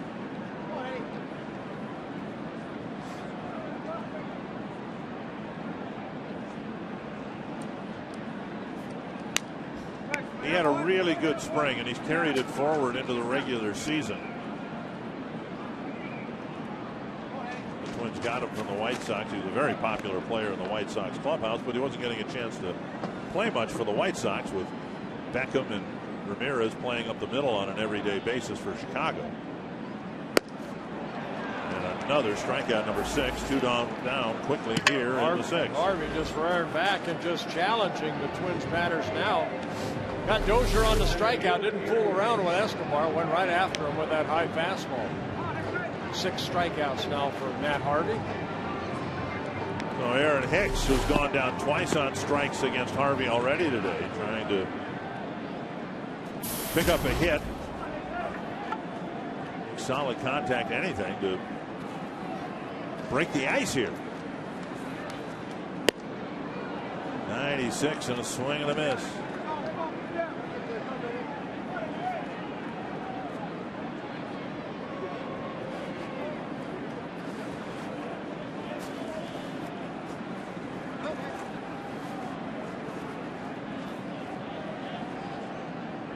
Inside. Twins have had 2 base runners. They've each come on 4-pitch walks. A 1-out walk to Doman in the 2nd and a 1-out walk to Willingham in the 4th.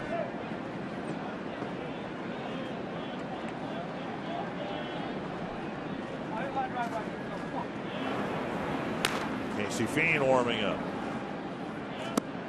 2-1 to Aaron Hicks.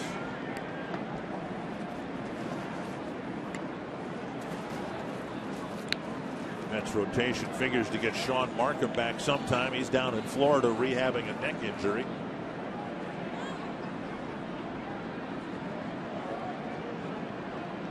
Two and one. So if he's added to the rotation and someone's going out, my guess is it won't be Matt Harvey who'll be taken out of the rotation. I don't think so. I think the Mets hope that this guy's in the rotation for many, many years. 75 pitches. Walks, 6 strikeouts. 2-2 to Aaron Hicks.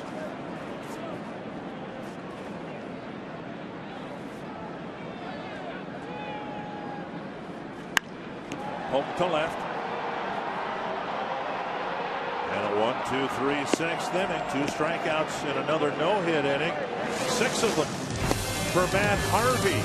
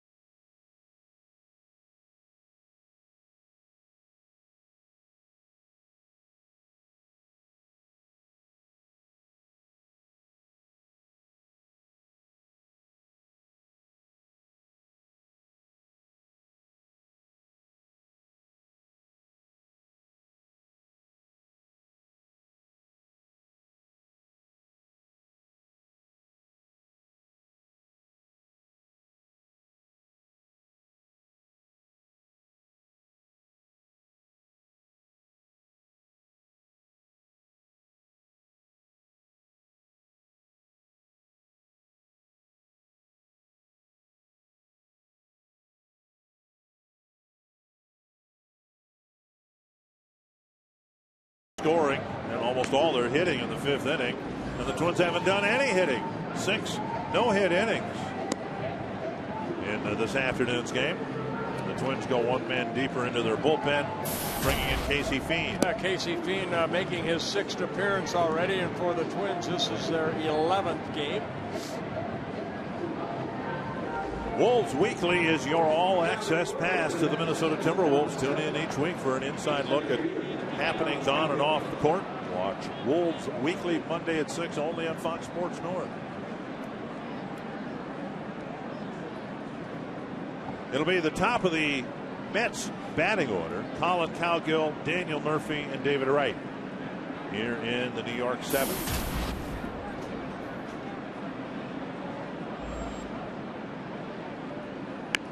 There's a bunt, and Fiend bare hands it, and throws a rocket for Morneau. 1 pitch, 1 out. Yeah, that bunt a little bit toward the pitcher's mound, so Cowgill, who was trying to bunt it down that third baseline, Fiend hustled off that mound, barehanded it, grabbed it, and then threw over to Justin for the first out.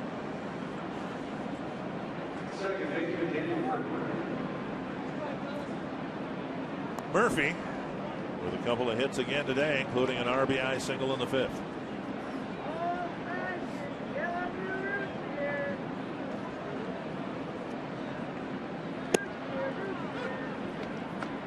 Breaking ball in there for a strike.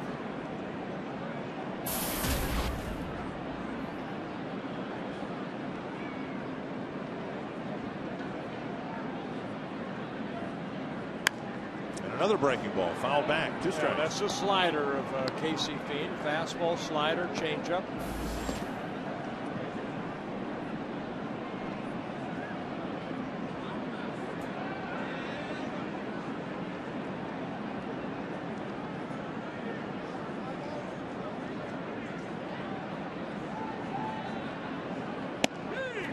And on the outside corner, another slider going across the outside corner for a backdoor strikeout. Yeah, Murphy knew it too.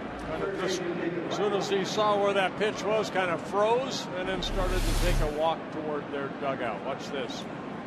He knew it. 2 down. Here's David Wright.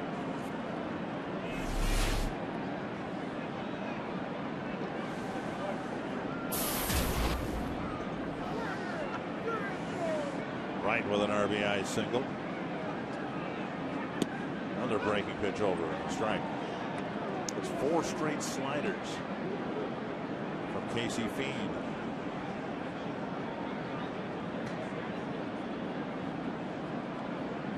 Let's make it 5.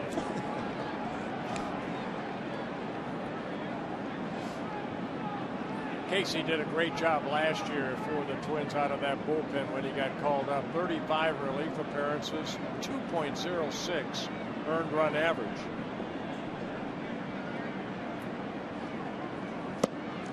There's a fastball.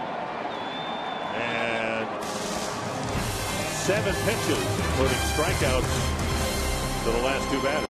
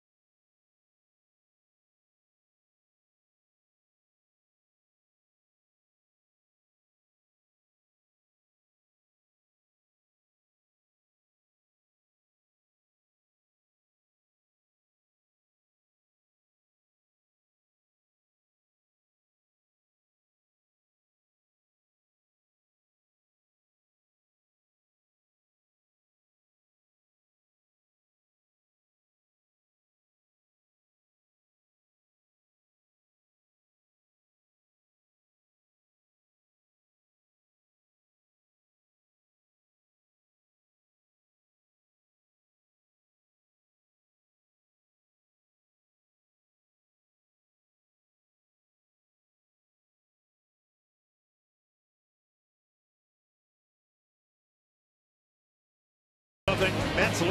Yeah, 1 big inning for the New York Mets. In the 5th inning, 4 runs, 7 hits. Opened to a 4-0 lead. I think the story of the game right now is this guy right here, Matt Harvey. 6 no-hit innings. 6 strikeouts, a couple walks. And very good pitch count right now. It's 76 pitches, 45 have been strikes. And Santa wants a rally right here. It'll be Mauer, Willingham, and Morneau. 6 innings. And again, just one well-hit ball. That was Escobar's line drive back in the 3rd inning. And as we've gotten into the 6th inning, through that inning, he appeared to be throwing harder than he was earlier in the ball. Mauer with a couple of fly ball outs, one to the outfield and one to deep short.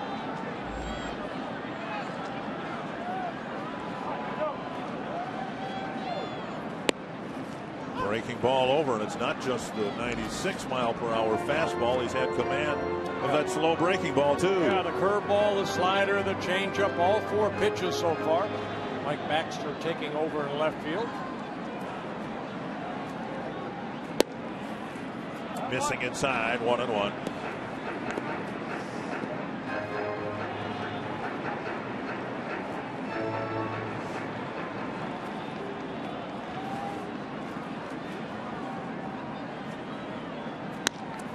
To the right side. Easy play for Davis. Down. There's a changeup right there, and Justin got out front. Hit the ground ball out. Excuse me, Mauer did. Willingham with a bouncer to 3rd and a walk.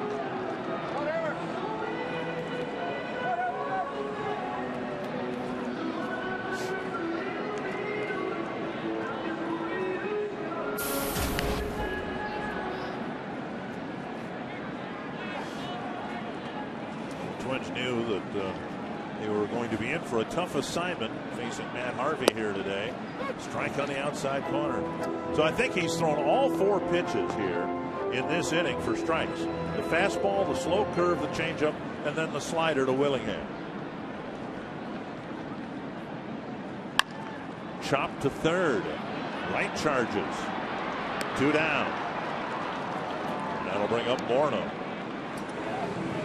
When Santana threw his no-hitter last year, it was in the 8th inning. There was a ball that was hit down the 3rd baseline that kicked up some chalk, and it was ruled a foul ball, and on replay it was should have been ruled a fair ball and a hit. But there's been nothing like that here today for Harvey. Again, Harvey just making his 13th major league start. His first 2 starts this year. He went 7 innings in both of them. His longest outing at the major league level, 7 2/3 innings, coming last year in August against the Reds. That was his 82nd pitch, and it's fouled back.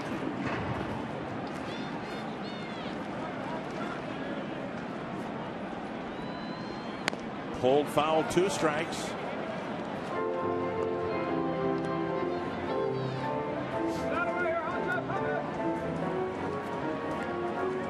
Morneau's last time up had seen Willingham draw a walk, and then Morneau bounced into a 4-6-3 double play.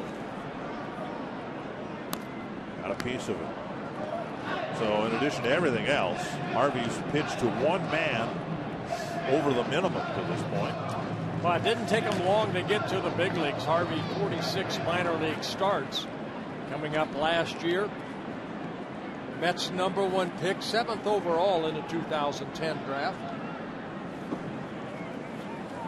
And Morneau asks for time.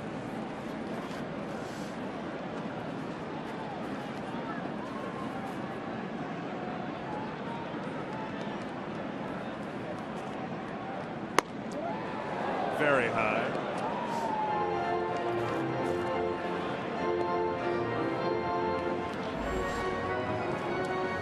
Well, that's how you get deep into the ball game. Look at that. 15 pitches is the most he needed in the 3rd inning. And now 2-2.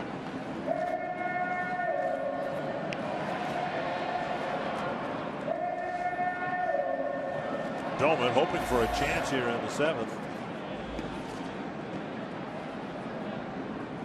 Deep to right field. It hits the foul pole. A home run for Morneau.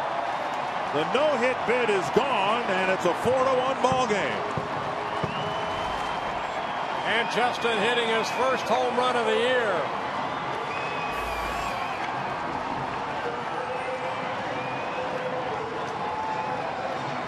So just like that, you lose everything. Your no-hitter, your shutout. I remember Sandy Koufax saying, you know, he went into every ball game thinking no-hitter. When he gave up the first hit, okay, think shutout. After that, get the win. And that's what, all in one swing right there. Harvey now thinking win. So a 4-1 ball game, and Doman, who's walked and popped up, stands in. 1-0 the count. And now 2-0.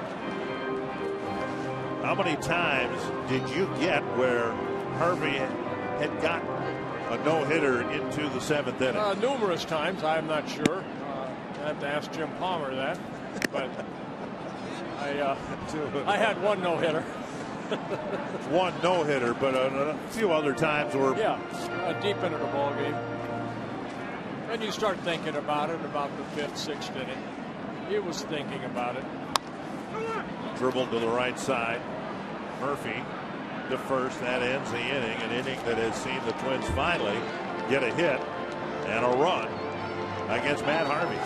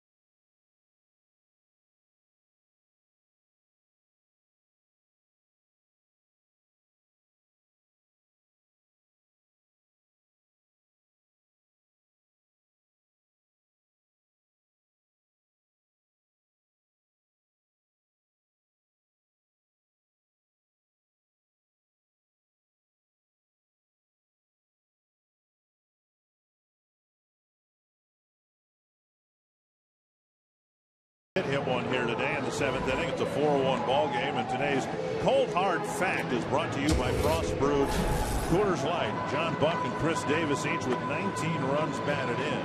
Prince Fielder added another one with a home run today, his second home run out in Oakland. And then Butler, Cabrera, and Phillips. Yeah, some guys off to good starts. John Buck and Chris Davis, and Prince Fielder. He's picked it up. Buck will lead off the 8th inning here against Casey Fien. Another breaking pitch, gets a half swing and a strike. Hey, Fien has thrown 8 pitches in relief, all of them strikes so far. 7 of them sliders. Whatever it takes. It's a slower breaking ball. Stick another quarter in him. He's a pitching machine right now. Iron Mike.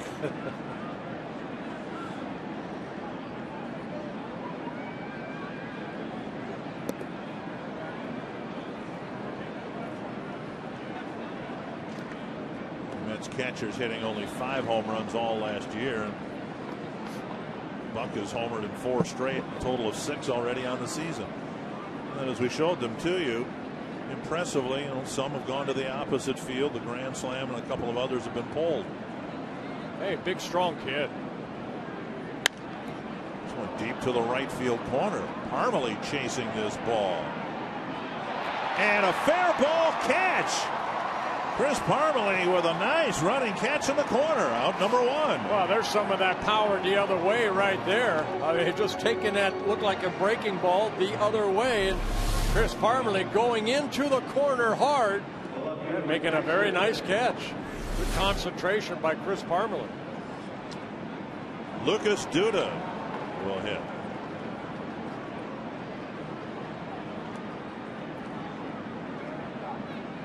Excuse me, Baxter, who was in for Duda, came in defensively.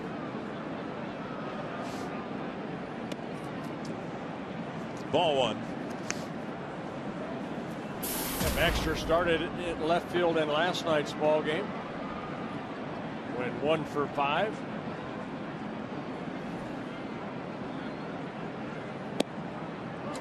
Two and out.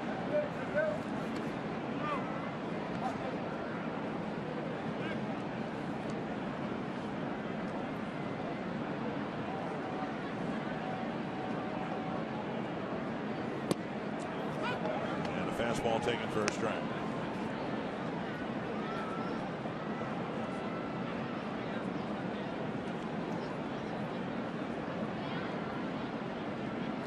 Morneau's home run has gotten the Twins on the board.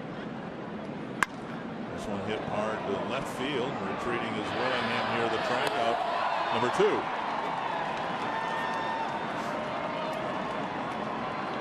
Now that the 2013 season's underway, it's a good time for you to prepare for a group outing at Target Field. Organize your business, church, school, or maybe just a couple of dozen of your close friends. Make a game of it. Call 800-33-TWINS. Visit twinsbaseball.com to check out the actions and learn about the benefits that group organizers will get in 2013. 2 down in the 8th. And here's Marlon Byrd. Opposite field fly. Parmalee drifting back. And another 1-2-3 inning for Casey Fiend, this time on 9 pitches.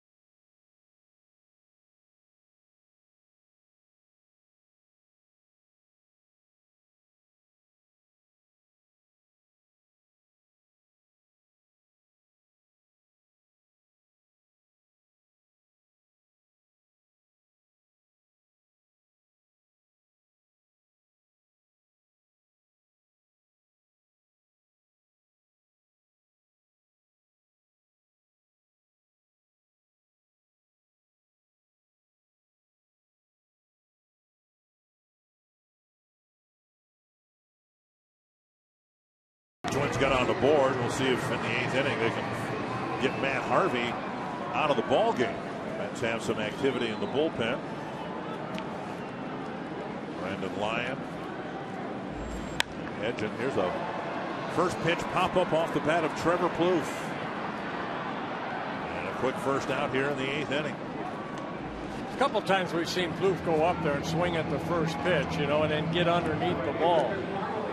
Even after Ryan Doman walked on 4 pitches in the second inning, it was Plouffe that went up there and swung at that first pitch. So showing some impatience at the plate. Here's Chris Parmalee, a foul out in the second. Third baseman Wright made a nice play near the tarp. And then Parmalee went down swinging in the 5th. 1 strike. Harvey, 25 batters, 21 first pitch strikes. So he's attacking the strike zone early. Look at that.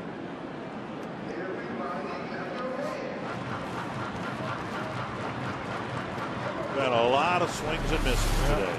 Good fastball. Overpowering Harvey with that fastball. You know, when you have a guy like that that can throw 95, 96, and they throw that fastball by it, then if he can mix in that breaking ball, the slider, or the changeup, we got a keeper.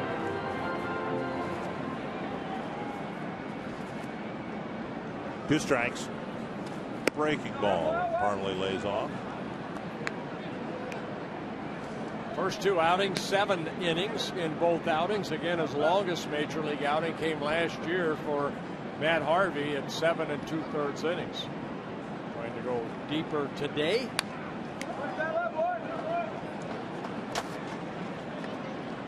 And his pitch count 2 starts ago, 94. His last outing in Philadelphia, 110 pitches.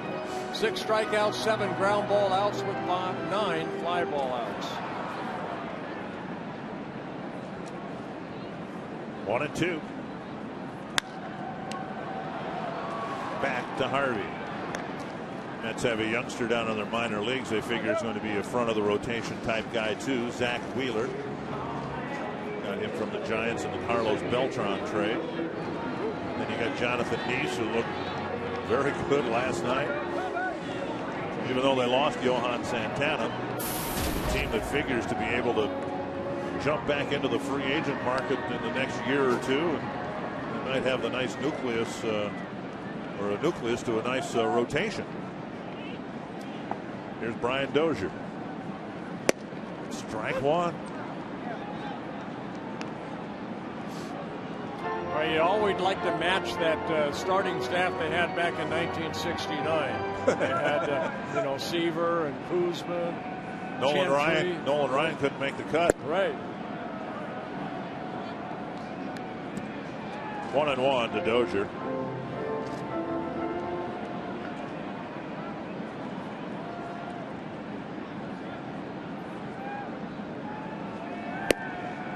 Well, look at the location of that fastball. Down and away with something on it. Dozier swung right through it. And you like the tempo too that he's created throughout the ball game when he's on that mound. No fooling around. 2-2. Great college career for Harvey at North Carolina, University of North Carolina. Became the #1 pick for the Mets. Foul back.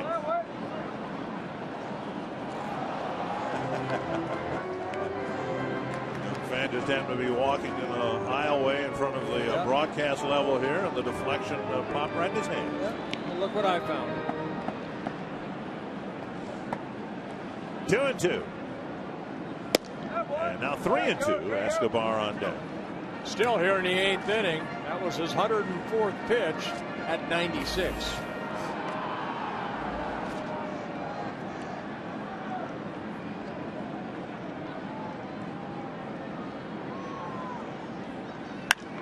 Laced sharply to center, and Dozier has a hit. Well, I'll say this, there have only been 2 hits, but neither one has been cheap. Morneau homering off the foul pole, and Dozier sending a rocket right up the middle. Well, this is a fastball right here. Justin hit a breaking ball, a 3-2 pitch. I'm going to go ahead and rear back and challenge Dozier. Dozier, good swing right there. Line drive right up the middle. Twins get their second hit. And now Escobar.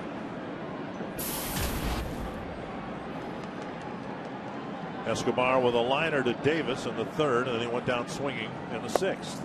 Strike one called. In an effort to speed up the game, why don't we just start all the at-bats with strike one? Yeah. That's what he's been doing.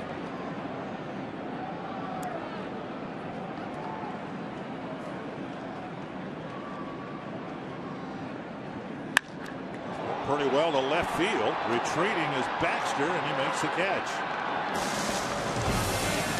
To the ninth inning, a 4-1 Mets lead.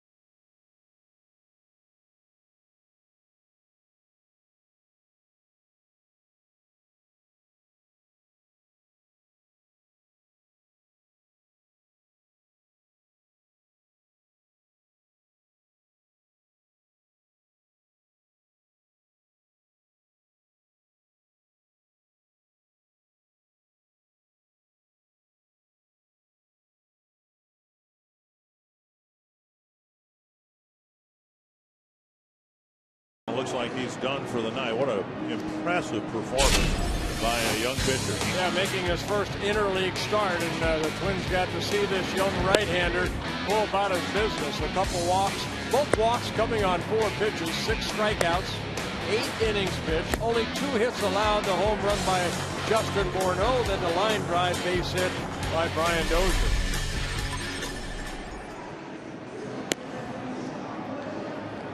Jared Burton's come into the ball game. He's going to pitch to the Mets in the 9th inning. Yeah, 5th appearance for Burton, 3 1/3 innings so far with the 4 strikeouts. Good opponent's batting average. Jared Burton with this is his 2nd season with the Twins. And you look at the game here, the way it's played now, or how it's evolved. Another great outing by the Twins relief corps. Burton hoping to pitch a clean 9th inning. Yeah, Josh Renicky, an inning and 2/3, gave up 1 hit. Casey Fiend faced only 6 batters in his 2 shutout innings.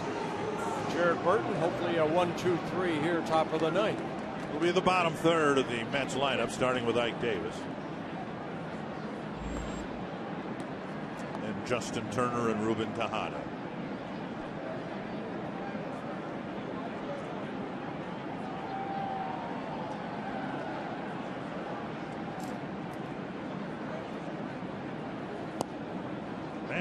Ball 1.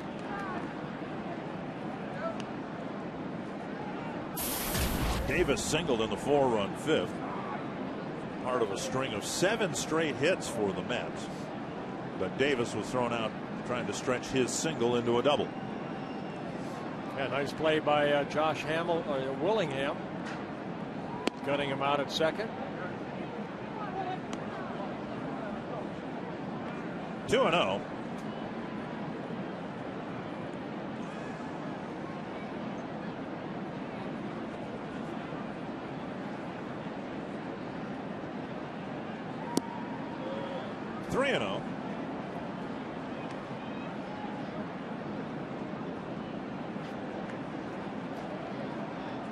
Important to keep this score as it is. The Twins have the top of their lineup due up.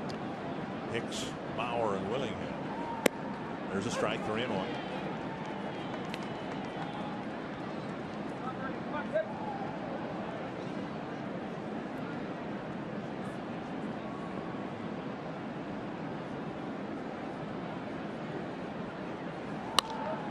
punch to center. And Hicks is over to make the catch, one away. Bring up Justin Turner.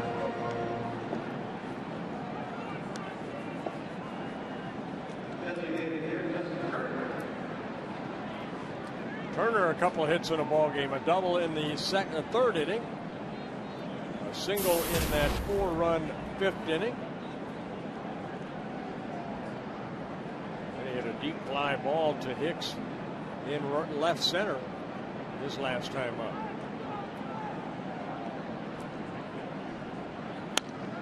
Foul back, a strike.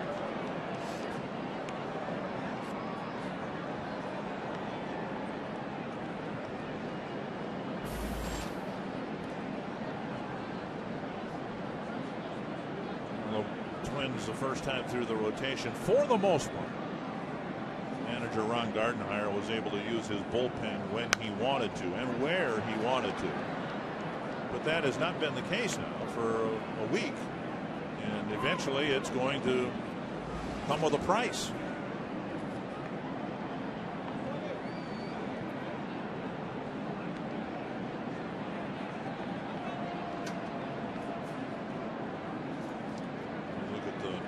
Bench. Blocked by Ryan Doman. 1-2. It'll be Kevin Correa starting here tomorrow, and he's one starter that has gone at least 6 innings in every start, in both his first 2 starts. I wonder whether, as the Twins had to make room for Scott Diamond today, all thought that there was going to be a decision made between Liam Hendricks or Pedro Hernandez, keeping one or the other, whether because of the overworked bullpen. There was any thought given to adding a pitcher going from 12 to 13, and then maybe it's a position player that's sent down, not by choice as much as out of necessity. I think it's a good move. I just think Liam needs to go down there and pitch. 22 starts. He's yet to win but one game at the major league level. So he needs to go down, control his fastball a little bit better than he showed up here, and hopefully be back one day.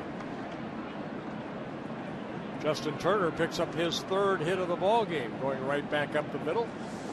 As the Twins move forward here in the short term, Ron Gardenhire mentioned today the possibility that Vance Worley might be able to come back and to pitch as early as Tuesday, because he didn't pitch very deeply into the ball game last night, didn't throw that many pitches.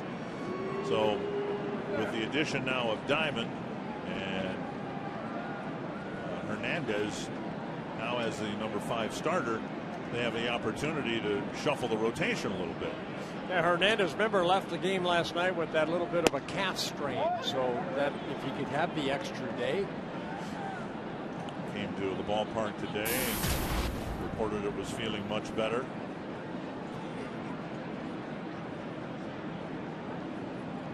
One strike to Tejada. And now a ball.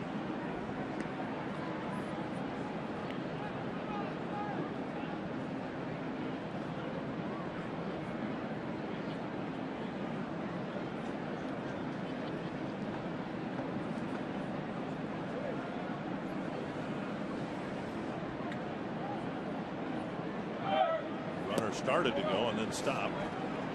Turner heads back to first. 1-2. Good change up right there by Burton. Tejada swinging through it.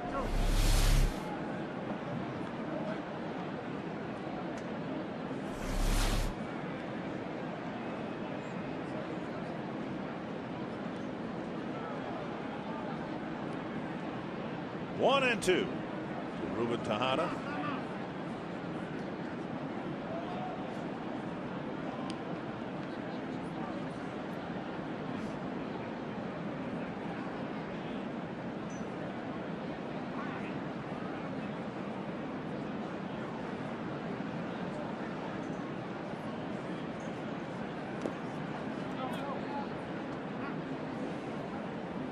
Two and 2. Dolman's done a nice job behind the plate today, blocking some pitches, calling the game. I'm pretty impressed that With Casey Fien out there, he called for 5 straight breaking balls. Mauer, in all likelihood, will be catching this series finale tomorrow. I think that's the hardest thing, you know, as a catcher coming out when you have to face all these, get to know all these relievers. What's working for them that day, you know? Casey Fien had a pretty nasty slider, so he stayed with that, and then he ended up, remember the fastball he struck out David Wright with? Maybe right-looking slider because he had thrown 5 in a row, and he snuck the fastball by him. That's probably an understated quality for a catcher. Tend to think of these things in terms of a starting pitcher and calling a game, but getting these guys to come out of the bullpen, figuring out what they've got on that particular night and exploiting that is probably the bigger challenge. Oh, definitely. Dribbler to the mound, or in the area of the mound, out number 2, and Turner goes to second. Well, they have a good bench coach now in Terry Steinbach. Steiny was really good at that, just picking up what that guy has real quick. Valdespin is going to hit for Cowgill. CenturyLink to what's next. Bobby Parnell warming up, hoping to pick up the first save of the year for the Mets. Twins again have the top of their lineup due up. That's why that runner at second so important. Twins hope to get Hicks and Mauer aboard and let the big guys swing for the fences. But if it becomes a 4-run or more lead, then it's of course that much tougher. Also wouldn't be a save situation if they had another run. Valdespin played in last night's ball game, had a couple hits.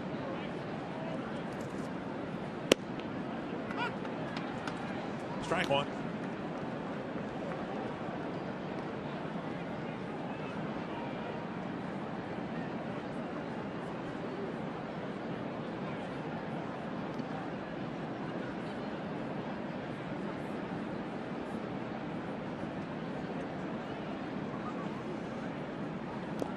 That rolls away from Doman. And Turner goes to third. That'll be a wild pitch charged to Jared Burton, allowing Turner to go from second to third. 1-1 to Valdespin.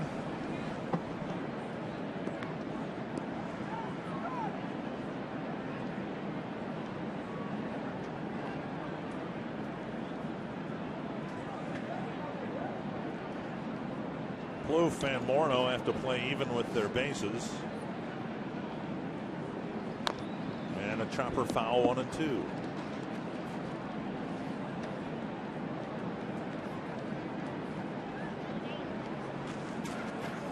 Hicks due to lead off the 9th inning, and the designated hitter Mauer, and then Willingham in left.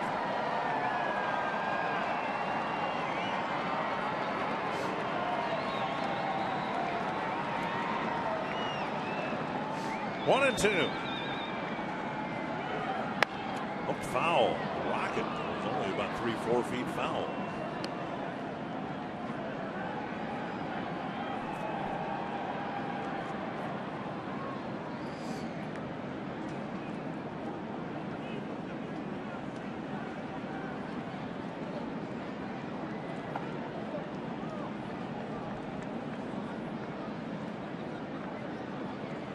One and two again from Jared Burton.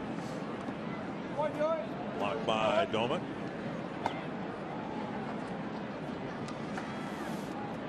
Well, Burton, a lot of pitches, 19 pitches so far. Ryan Doman doing a good job of smothering that ball.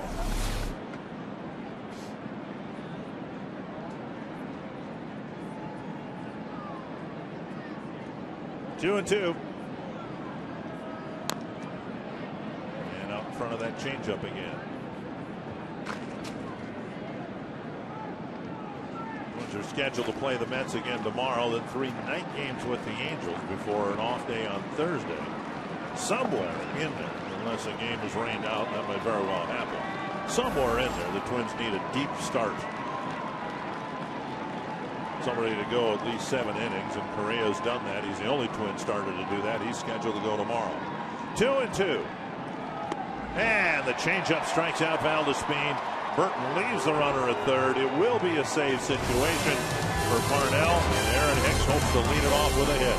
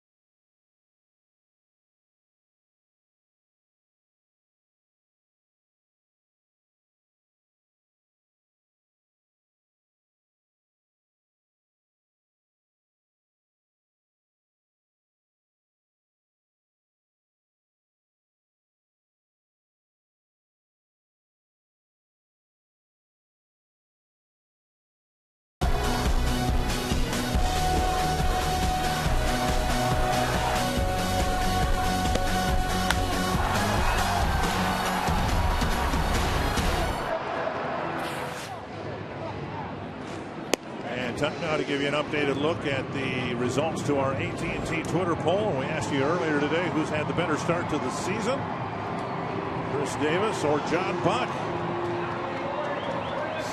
And the poll says John Buck. Pretty good numbers he put up as a catcher too, Dick. Yeah. You know, even though Chris Davis did some damage against the Twins. Well, Aaron Hicks will lead off the ninth. Hope to do some damage. Hope to get on base somehow, preferably with a hit, of course. Hicks has been hitless since last Sunday in Baltimore. Bobby Parnell coming into the ballgame looking for a save. As you mentioned, it would be the Mets' first save of the year. Ball one to Hicks. Parnell, a sinker slider type pitcher. Picked up 7 saves last year for the Mets in 74 appearances out of that bullpen. On the outside corner, 1-1.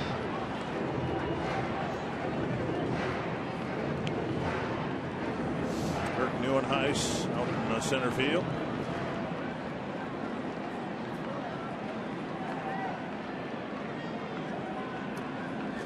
Foul back, 1-2.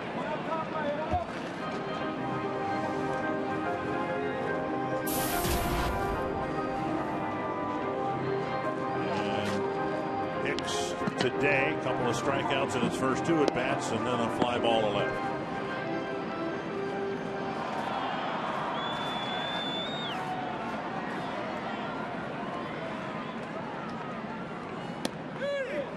Breaking ball and his 3rd strikeout of the game.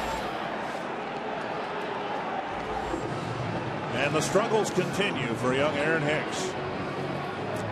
Well, when you haven't seen a pitcher for the first time and then you have nasty breaking ball like that, you'd like to go down swinging, but he took a call 3rd strike. 2nd time he is called out on strikes here this afternoon. Now Mauer. Joe hitless today. But then a lot of guys have been hitless today. Strike 1.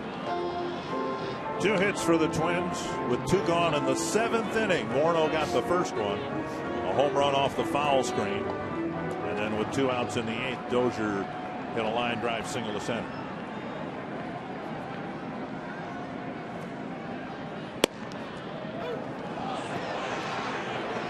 Oh, and 2 to Mauer.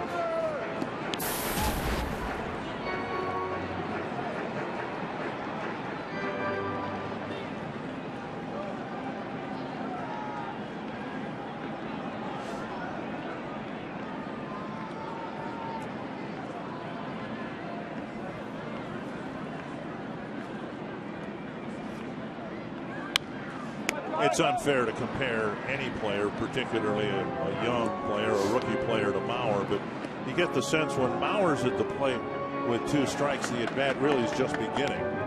And from what we've seen from Aaron Hicks, once the count gets to 2 strikes, it's almost like the at-bat is over. Well, it's a power of positive thinking. Joe Mauer has been through the wars, the battles. You know, Hicks is still trying to find himself and get that power of positive thinking into his mind. Missing inside, it's 1-2.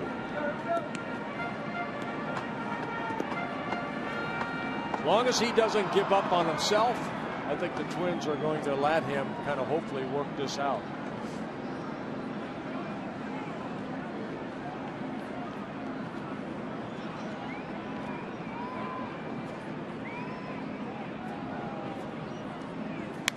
And Mauer with 2 strikes protects the plate and fouls it back.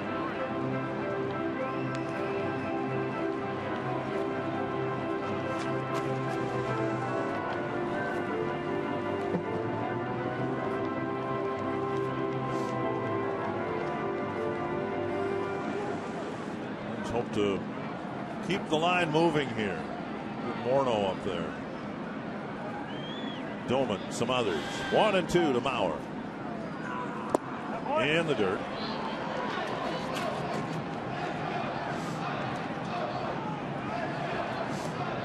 Frank Francisco was a closer for the Mets last year. He's currently on a disabled list with some elbow issues. So that gives Parnell an opportunity to pick up some saves.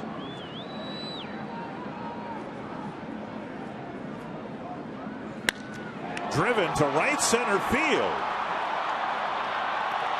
Off the wall on one hop. Mauer will round second and hold up there. So there you go.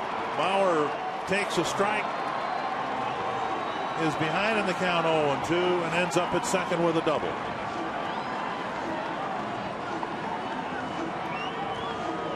Well, throughout his career, a good two-strike hitter. Fastball right there. And Joe hitting it sharply into right center for a double. His fourth double of the year. Twins get their third hit of the ball game. And the biggest at bat of the game right now for the Twins and Josh Willingham. Just trying to get aboard here to get Morneau to the plate, representing the tying run. Twins do have some power behind Willingham in Morneau and Doman. Fastball on the outside corner.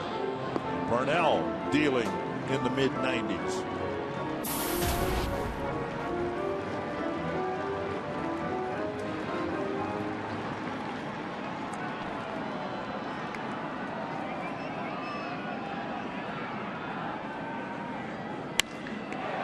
Drilled to left. And off the arm of Baxter. Mauer will score. Willingham to second, and now Morneau comes up as the tying run. Back-to-back doubles for the Twins makes it a 4-2 ball game. Willingham driving in his fifth on his third double of the year. That slider kind of hung right there, Josh. Hitting this ball sharply with a lot of top spin. Baxter dove for it. It got by him. That allows Mauer to score. And Willingham stops at second. Well, the Twins just one swing away from tying the game up. Morneau hit his first home run of the year in his last at bat. It was the first Twins hit against Matt Harvey. Again, last night he nearly hit one out to right center.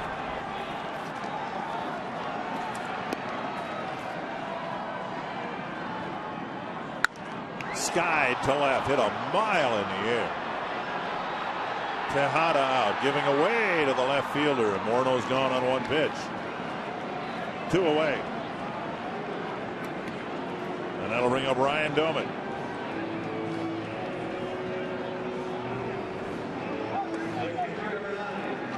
Doman looking for his first home run of the year. He's 0 for 2 with a walk today. He hit 18 of them last year in his first season with the Twins. Won't have to swing hard.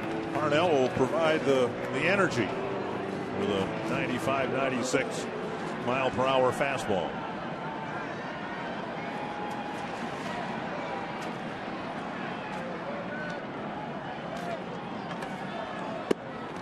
At the knees, a strike.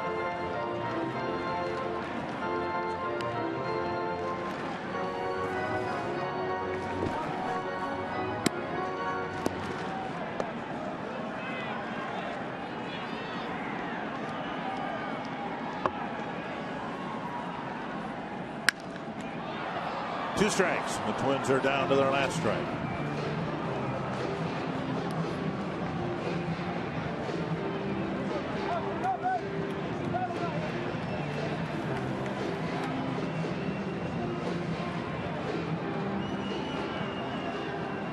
Mastroianni ready to enter the game should Doman reach as a pinch runner. At least that's the way it would appear. Parnell goes to that slider. That struck out Hicks. And a called third strike.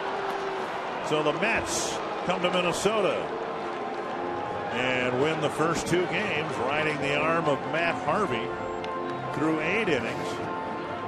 And a 4-2 win on a chilly Saturday at Target Field. Yeah, Matt Harvey pitched outstanding. Scott Diamond 4 shutout innings and then ran into trouble in the 5th, and that was the game.